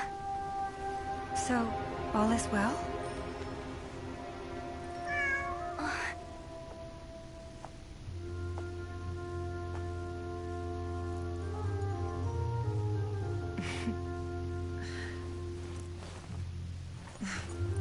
Typically speaking, at this point, the world disintegrates. Then we find ourselves back in the outside world. Besides, these are my memories. There's nothing to fear. You're sure? Of course. It's almost over.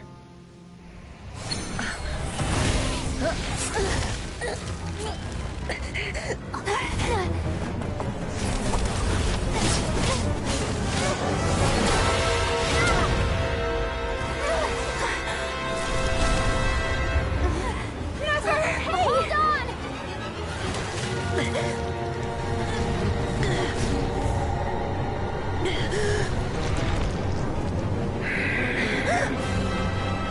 Knowing too much is always a death sentence. Speak for yourself.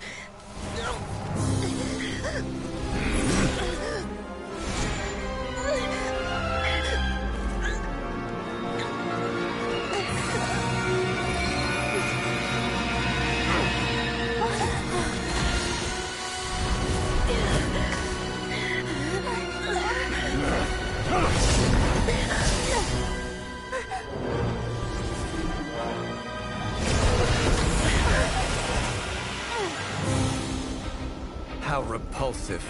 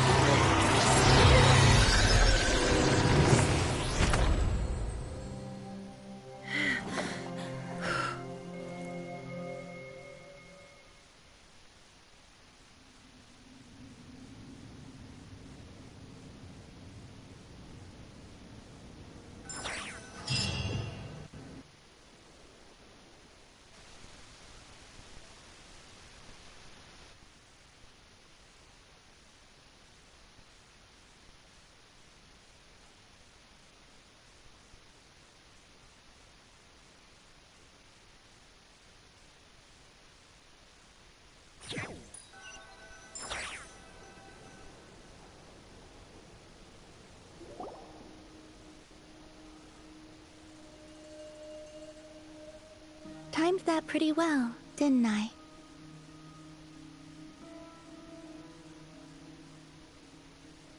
It's okay. I'm just glad no one was hurt. Paimon noticed you doing something too, Dainsleif. Were you helping get them out? Of course. When I asked Nefer to conduct this investigation, I was not naive to the dangers involved. I had a duty to ensure your safety. Good to know your sense of justice is still intact after all these years.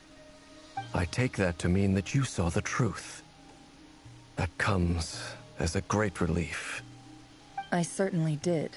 And thanks to your help, I also managed to trap Rerir inside. Oh, really? How'd you manage that? Well, to be honest, I sensed that something was wrong long before we made it to the temple. By using this fragment to probe into Rerir's past, well, the monster formerly known as Rerir, it seems I alerted him. I was tracking him, then he caught on and started tracking me too. Can't say I'm surprised. But how did he track you through your thoughts alone? That shouldn't be possible. Rerir was a secret agent who reported directly to the Vinster King. He is an expert at finding a trail and hunting down his pursuers. No wonder. He infiltrated the chess set, read my thoughts, and built a new virtual chess set inside of it. That's why we weren't able to leave at first. Speaking of your chess set, it's quite a remarkable item. Would I be right in thinking you have some connection to King Deshret? You overestimate me. I only have a connection with one of his underlings, the Ibis King. You all saw how this came to be. A long time ago, the Iab massacred my tribe, the Shimti, in our home village. A few years later, I enrolled in the academia, where some new information came to light.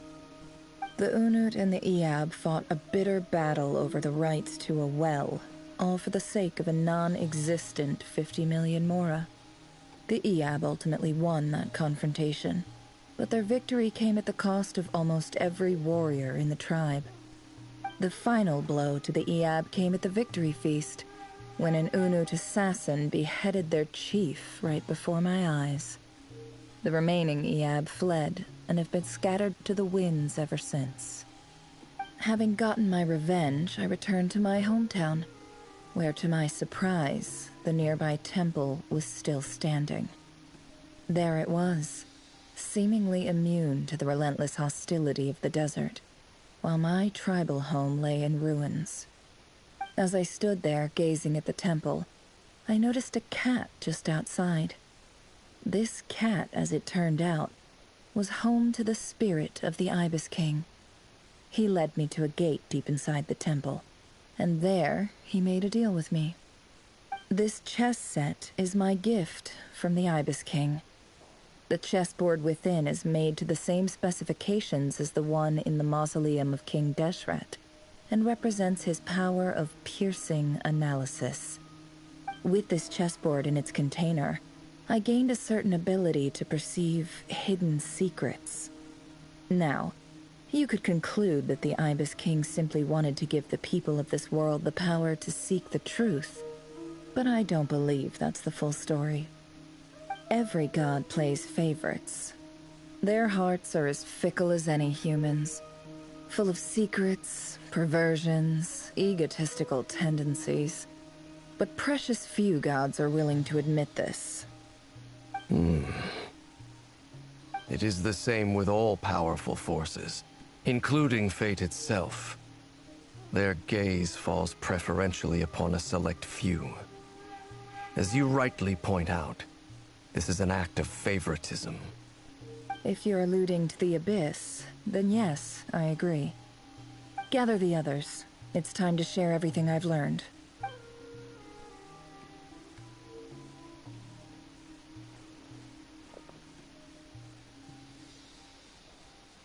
Thank you all for being here. As promised, I did some further investigating into the Raker of Solnari's background. I am pleased to report that the investigation has been most fruitful indeed. The Raker of Solnari, real name Rerir, was once a Conrian subject who served the Vinster King. I will now share the important details of his story. Please save any questions or comments for the end.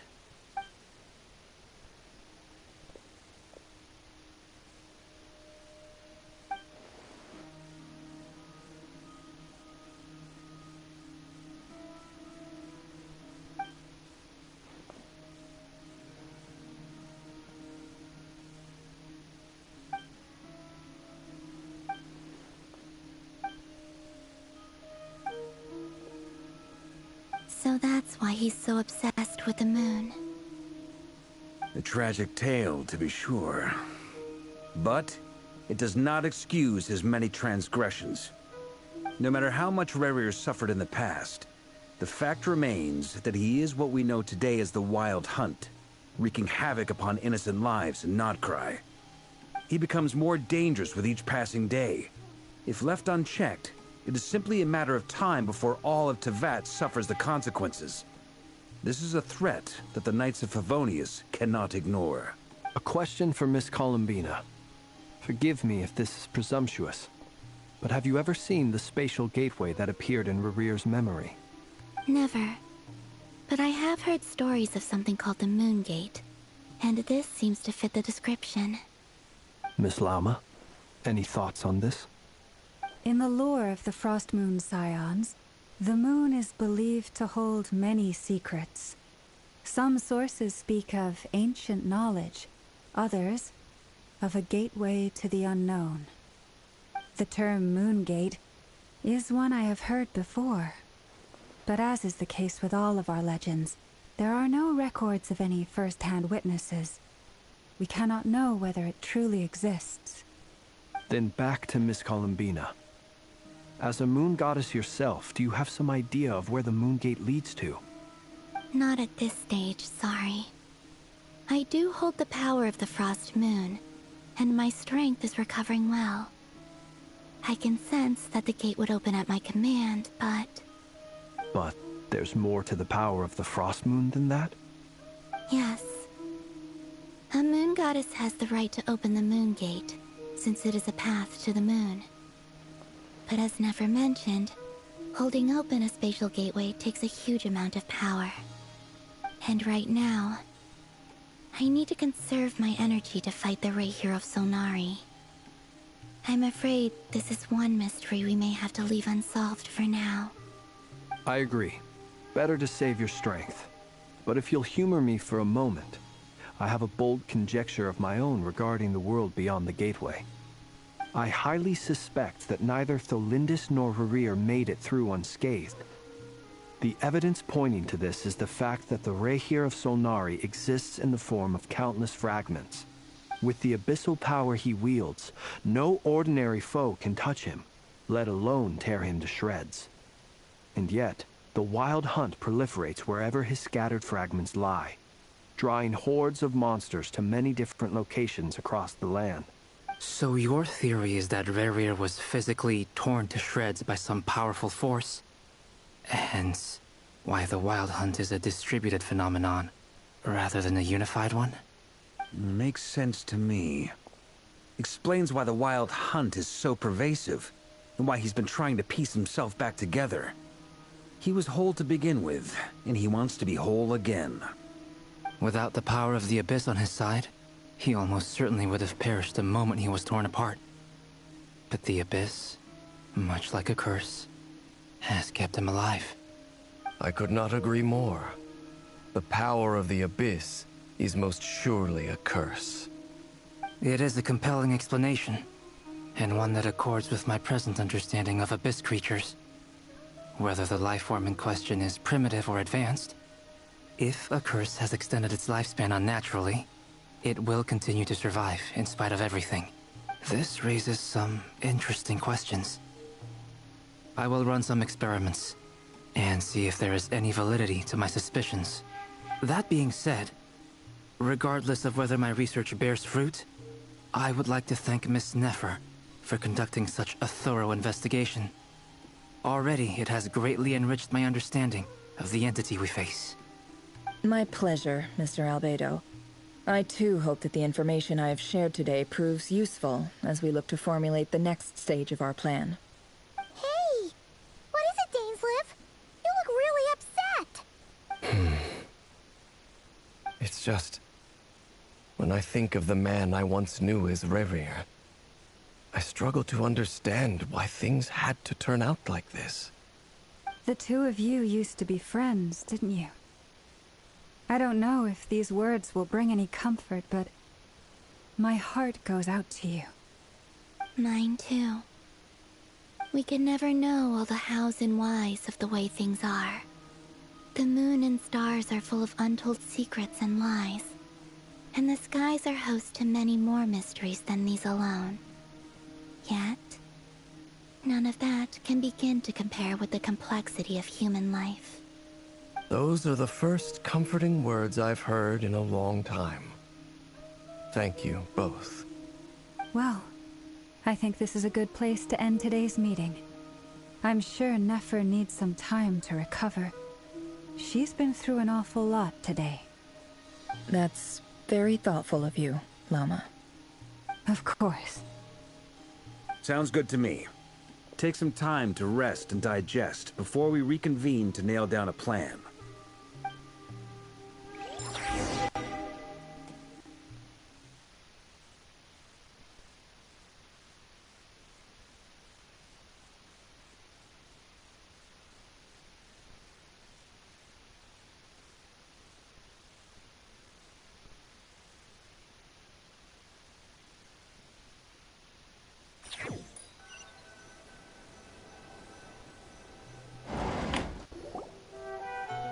Hey, is this a bad time? Hope I didn't kill the conversation.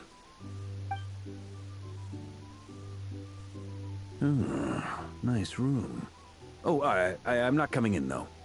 Why not? It's just a hotel room. If it's all the same, I'll just stay out here. I might not look the part, but I'm technically a knight.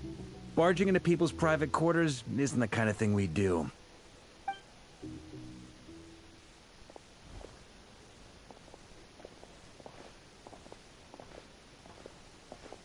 Anyway, Nefer went back to the curatorium to get some rest. But before she left, she shared some things with me that I thought you should be aware of.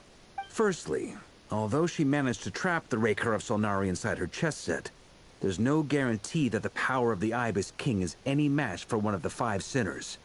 Their powers are beyond our comprehension. It's only a matter of time before he finds a way to break out. We have to come up with a plan and take care of him before that happens. Honestly, I about figured that might be the case. So, how long have we got? Well, I asked her that same question. She talked for a long time, but for the most part, it seemed like she was trying to convince me how precious her chess set is. What a long and storied history it has. It felt like some kind of sales pitch, you know? The kind where you end up handing over Mora against your will. Anyway, after all that, she finally answered the question. 2 days, at most. 2 days? Holy moly! Can we even recruit enough help in that time? That remains to be seen. Which brings me to the second issue. Dainsleif is obviously conflicted about this whole thing.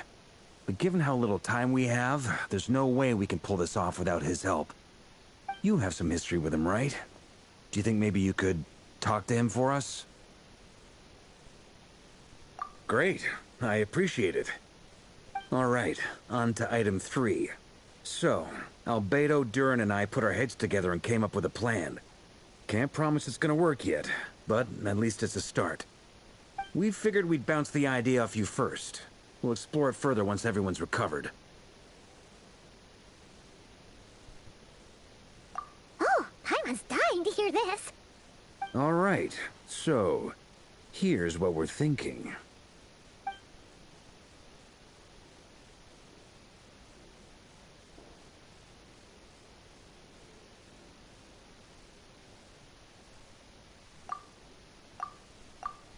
We felt a little uneasy about roping you into this. I mean, firstly, you're not locals, and secondly, none of us are your boss.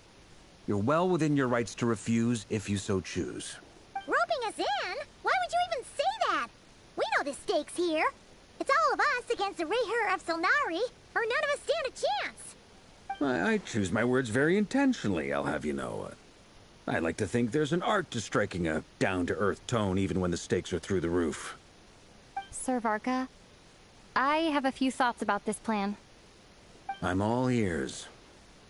I think we can be more flexible with how the roles are allocated. In my view, the most sensible lineup would be like this.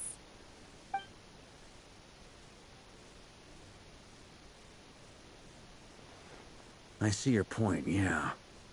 But if that's how we're going to approach this, you'd better make sure you're ready.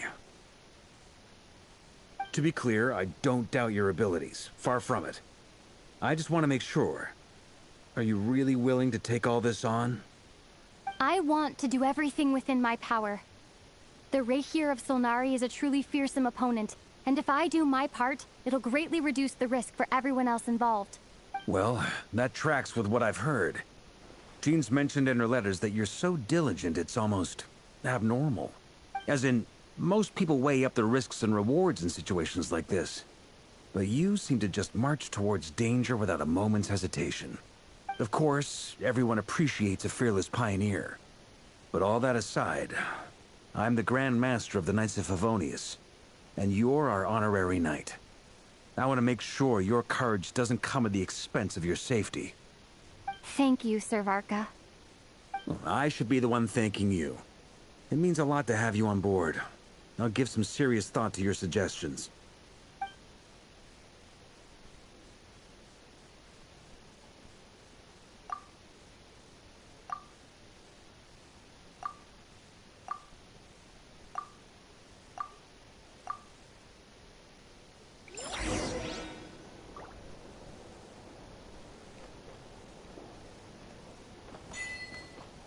Need a surfboard?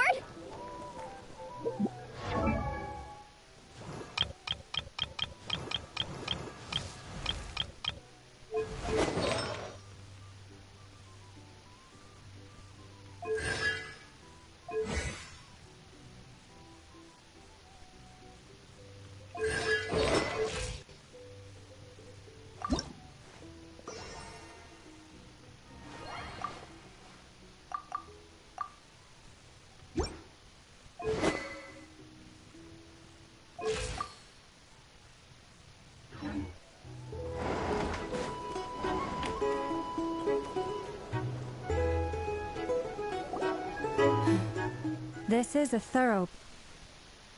We have one last question before we take action. How can we be sure that our enemy won't leave the designated area? Great question. Albedo's been hard at work analyzing Rerir and the Wild Hunt's behavioral patterns. His conclusions are as follows. Firstly, from the earliest known confrontation until now, Rerir has never displayed any ability to manipulate the dimension of space. So it's unlikely he has any power in that domain.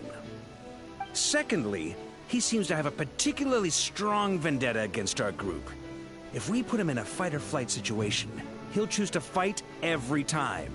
Thirdly, finally, and most importantly, he is consumed by hatred, both for the moon and for his enemies. Turns out, we tick both of those boxes. We have a reincarnated moon in our ranks, and a spy who accessed his private memories without permission. He'll be baying for blood, not looking to escape. As someone who's had their fair share of interactions with the Wild Hunt, those all seem like valid observations to me. Understood. Then I will defer to the verdict of the group. Well, everyone, that's the plan in full detail. Albedo and Durin are carrying out their part as we speak. Plan approved. Scheduling.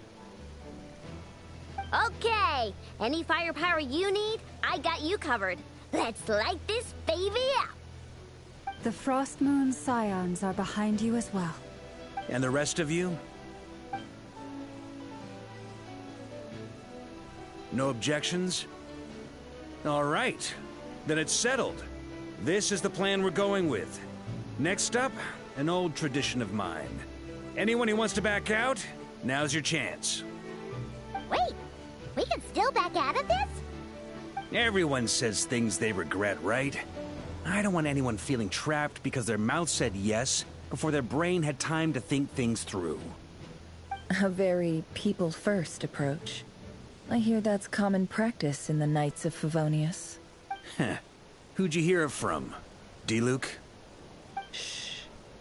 We don't use people's real names at work. This contact will be known only as Owl, please and thank you. This plan can only work if everyone does their part. Flint's and I will absolutely support it. We shall indeed. You'll be glad you accepted our help. Also, You are the last person I expected to see here, Miss Dory. It's not often I get called Dory in a work context. My peers usually call me Lord Sangama Bay. So, the longer your name, the higher your net worth. Is that the idea here? In that case, Mr. Flint's here must be worth a fortune. That's right, I know your full name. It's... The walls are thin here. I'd appreciate you keeping that a secret. Okay, fine. I'm actually only here as a favor for someone else. Do you have any idea how much it would cost to hire me otherwise? Oh! Does this mean someone out there actually has the power to boss Dory around? It most certainly does not. We have a long-standing and mutually beneficial business partnership. She's actually the mom of a friend of yours. Said mom supplied me with a great little trinket, but now that lady's ruined everything. If I don't start building a little goodwill now, my whole business in Notcry is gonna go down the drain! Okay. So what exactly is so special about this pendant? It's a lucky charm that a great mage made for me. We have a business relationship, and she was worried that something bad might happen to me. So, she wanted me to have something that can store power to protect myself with. I finally got it all fully charged up with Kuvaki, and then never went and used it all up at once! Never lost so big in my life! You're right. It was all my fault. I didn't mean to drain all the Kuvaki in the pendant, but I'll make it up to you. You will? Well, in that case, how about you give me your chess set, and we call it even? I knew you'd say that. Well, it's yours if you want it. In fact, take it now, and I'll even throw in a free Raker of Solnari. Deal? You're putting me in a difficult position here. It's a very useful thing to have around, but I have a funny feeling it won't be around much longer. I guess we'll see in a couple of days. Looks like bankruptcy for me. Hey, don't be so pessimistic. See this through and you never know. You might find a new business opportunity on the other side.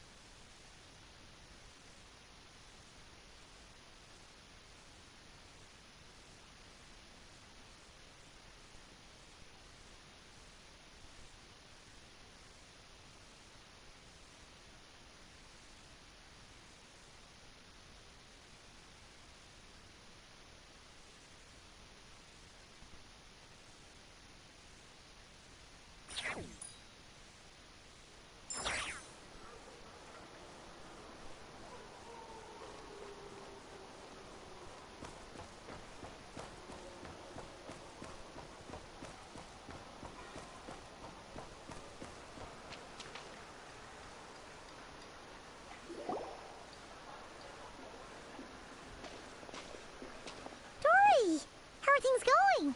Feeling ready? Oh, I was born ready. We only have 2 days. You think Lord Sangama Bay would let an opportunity like this slip by? Don't forget, when something's in high demand, the people with the goods on hand get to charge the highest price of all. Even higher than the sellers taking advance orders. Ta-da! See? It's right here! Oh, it's so pretty! Did you make it?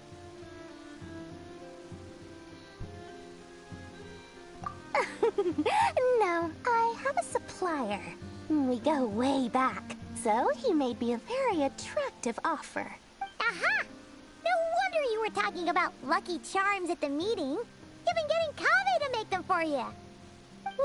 That's not the full story. It actually started a while back as a project between me and the Dendro Archon. Mage Alice once warned me that this world won't stay safe forever. There may come a day when everyone faces a great crisis. I passed this on to the Dendro Archon, and she secretly brought together a research team made up of Sumeru's top scholars to invent a technology that could keep people safe. I won't go into the details because it's all very complicated, but if you want to know more, you can ask the Dendro Archon about it sometime. Anyway, point being, it was the Dendro Archon who asked Kaveh to build this little contraption. As one of the top Kasharu War talents, he was the obvious choice. Took him long enough. He stressed over it for ages. Must have gone through at least a dozen designs before producing a final product. But that's Kaveh for you. Marak delivered it to me a couple of days ago, along with a letter from Kaveh. Could I ask why I'm sending this technology to you? And what's your proposed use case? Has it been approved by the relevant authorities? So nosy.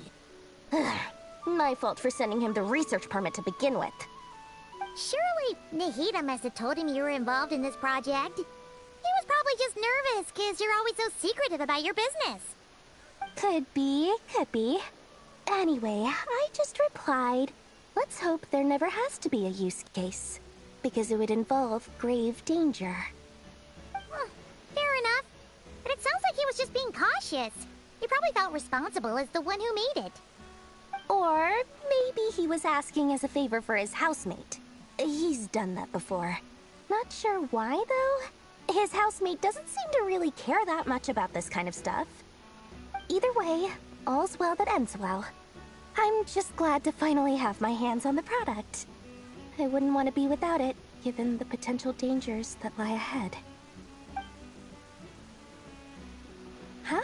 What does that look mean? Paimon's just super surprised. This must be the first time we've ever seen you actually get serious about something.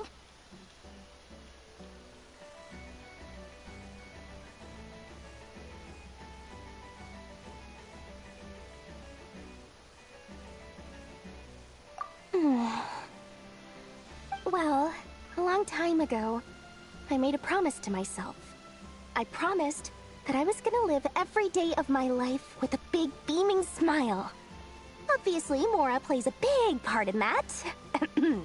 But there are always gonna be times in life when you have to give something back. That could mean paying back a debt, returning a favor, or showing some kindness. Alice has been a huge help to me over the years. She was the first investor I ever had. And I want my investors to know that Lord Sangama Bay is the best in the business. And more than that, no one knows what the future will bring. Whatever happens, I want to make sure the Dendro Archon and all of Sumeru is prepared to face whatever comes.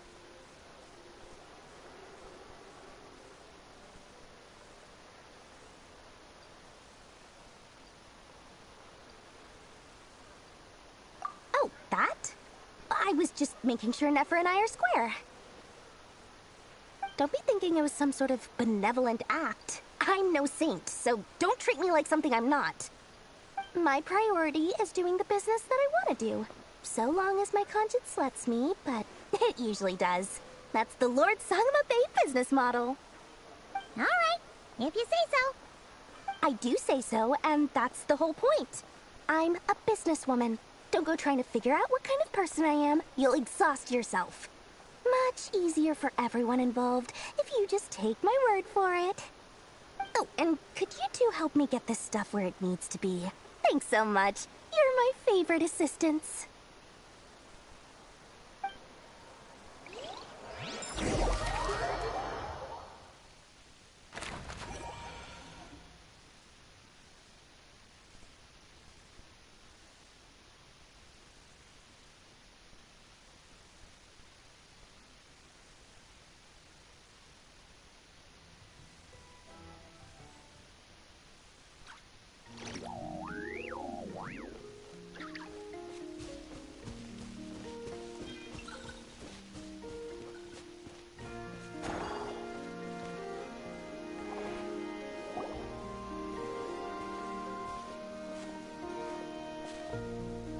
Traveler, Paimon, it's good to see you.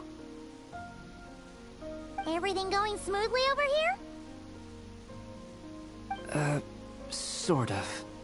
As you're probably aware, Varka, Durin, and I captured some abyssal creatures from the Wild Hunt. Per the plan, we dissected and analyzed some samples of these creatures. The process went very smoothly.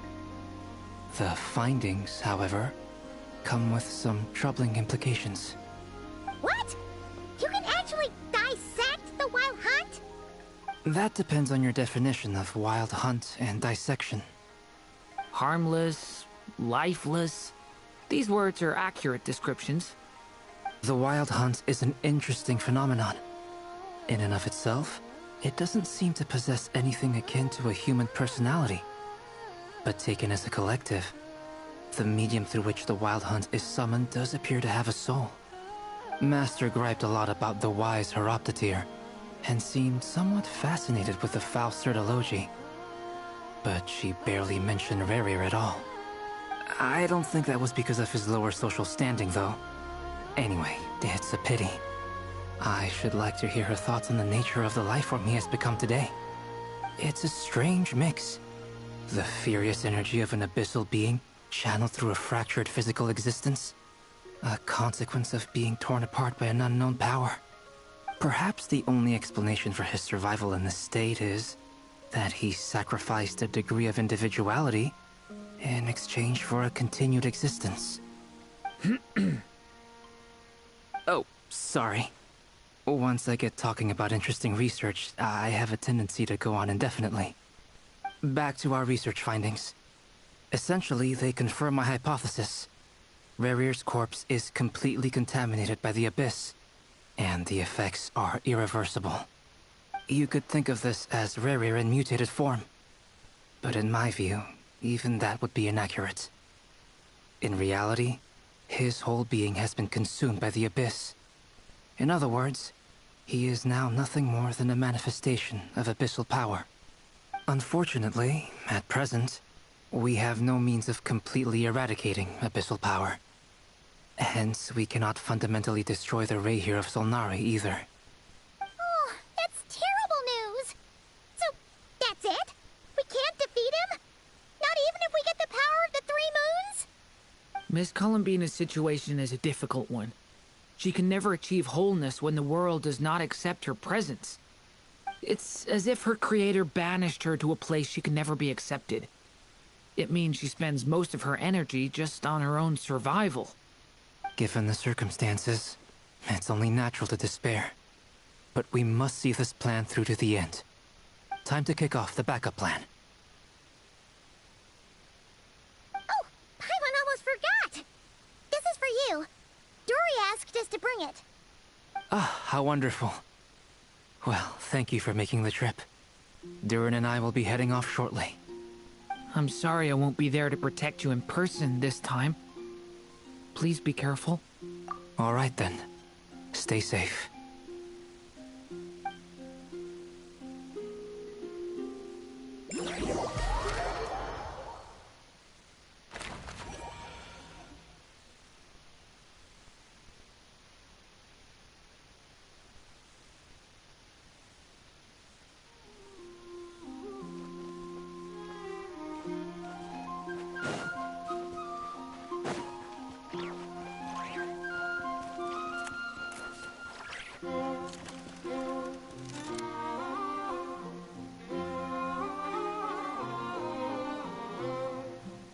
Miss Lauma, is everyone here?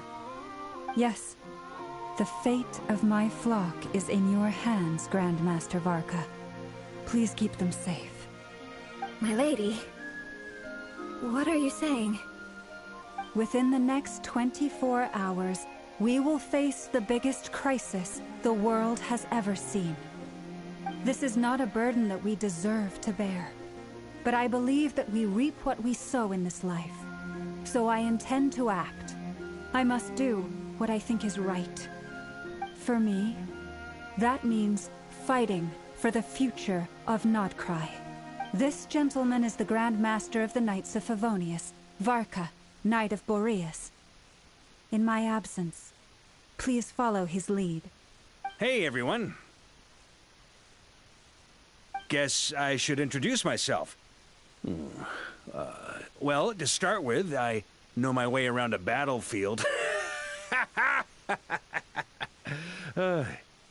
Biggest strengths are honesty and hard workingness. Anyway, point is, I don't intend to let Lauma down. I'm gonna do everything in my power to keep every last one of you safe and sound.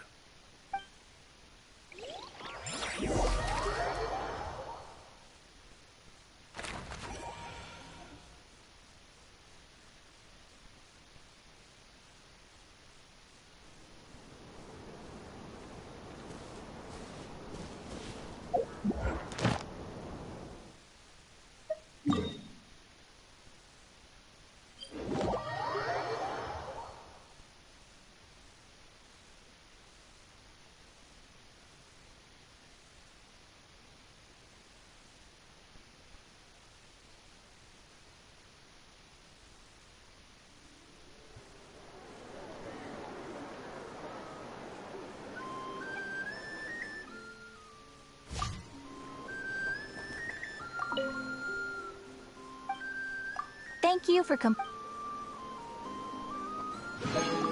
Add asterisk.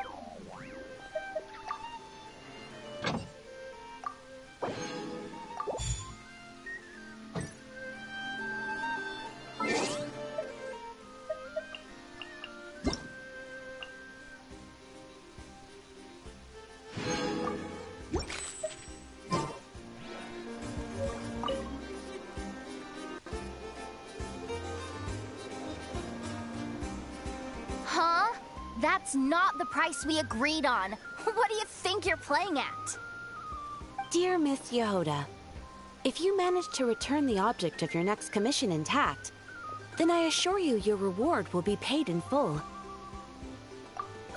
It wasn't my fault. How was I supposed to know a bunch of monsters were gonna jump me out of nowhere and knock me into that river?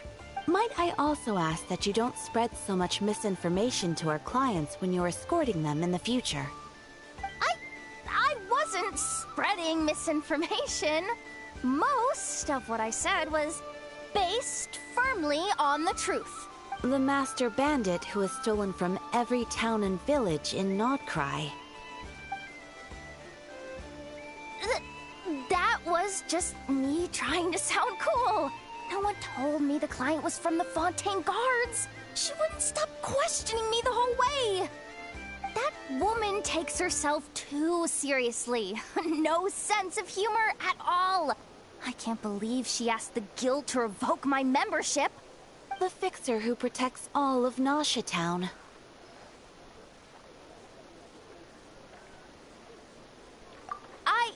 I was talking about Boss Neff.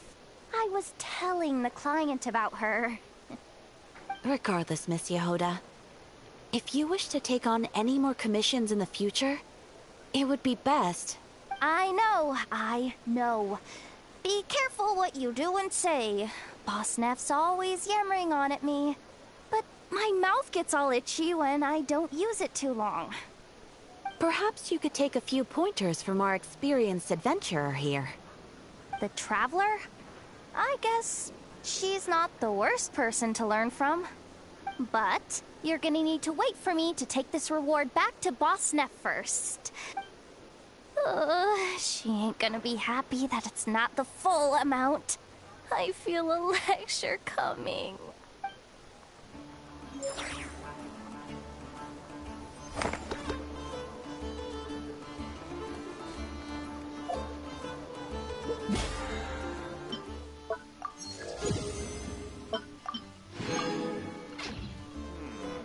I better get me some alpacas.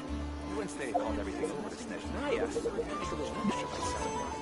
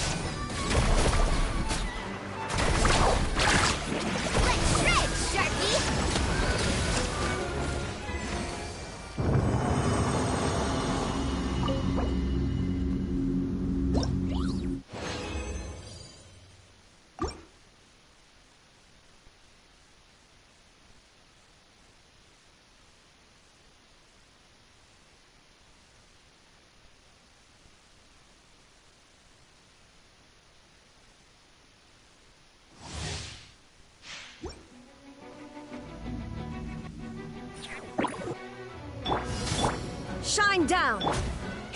Yoo-hoo! Let the world come alive!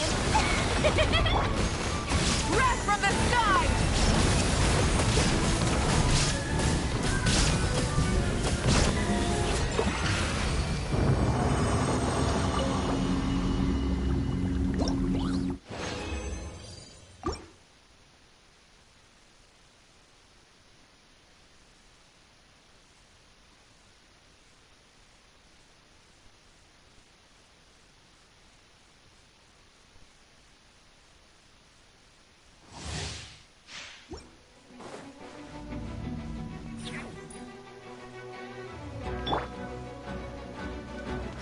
Illusion shattered! Faster! Woohoo!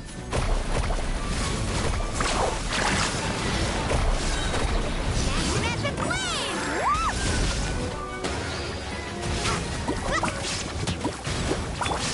Inazuma shines eternal!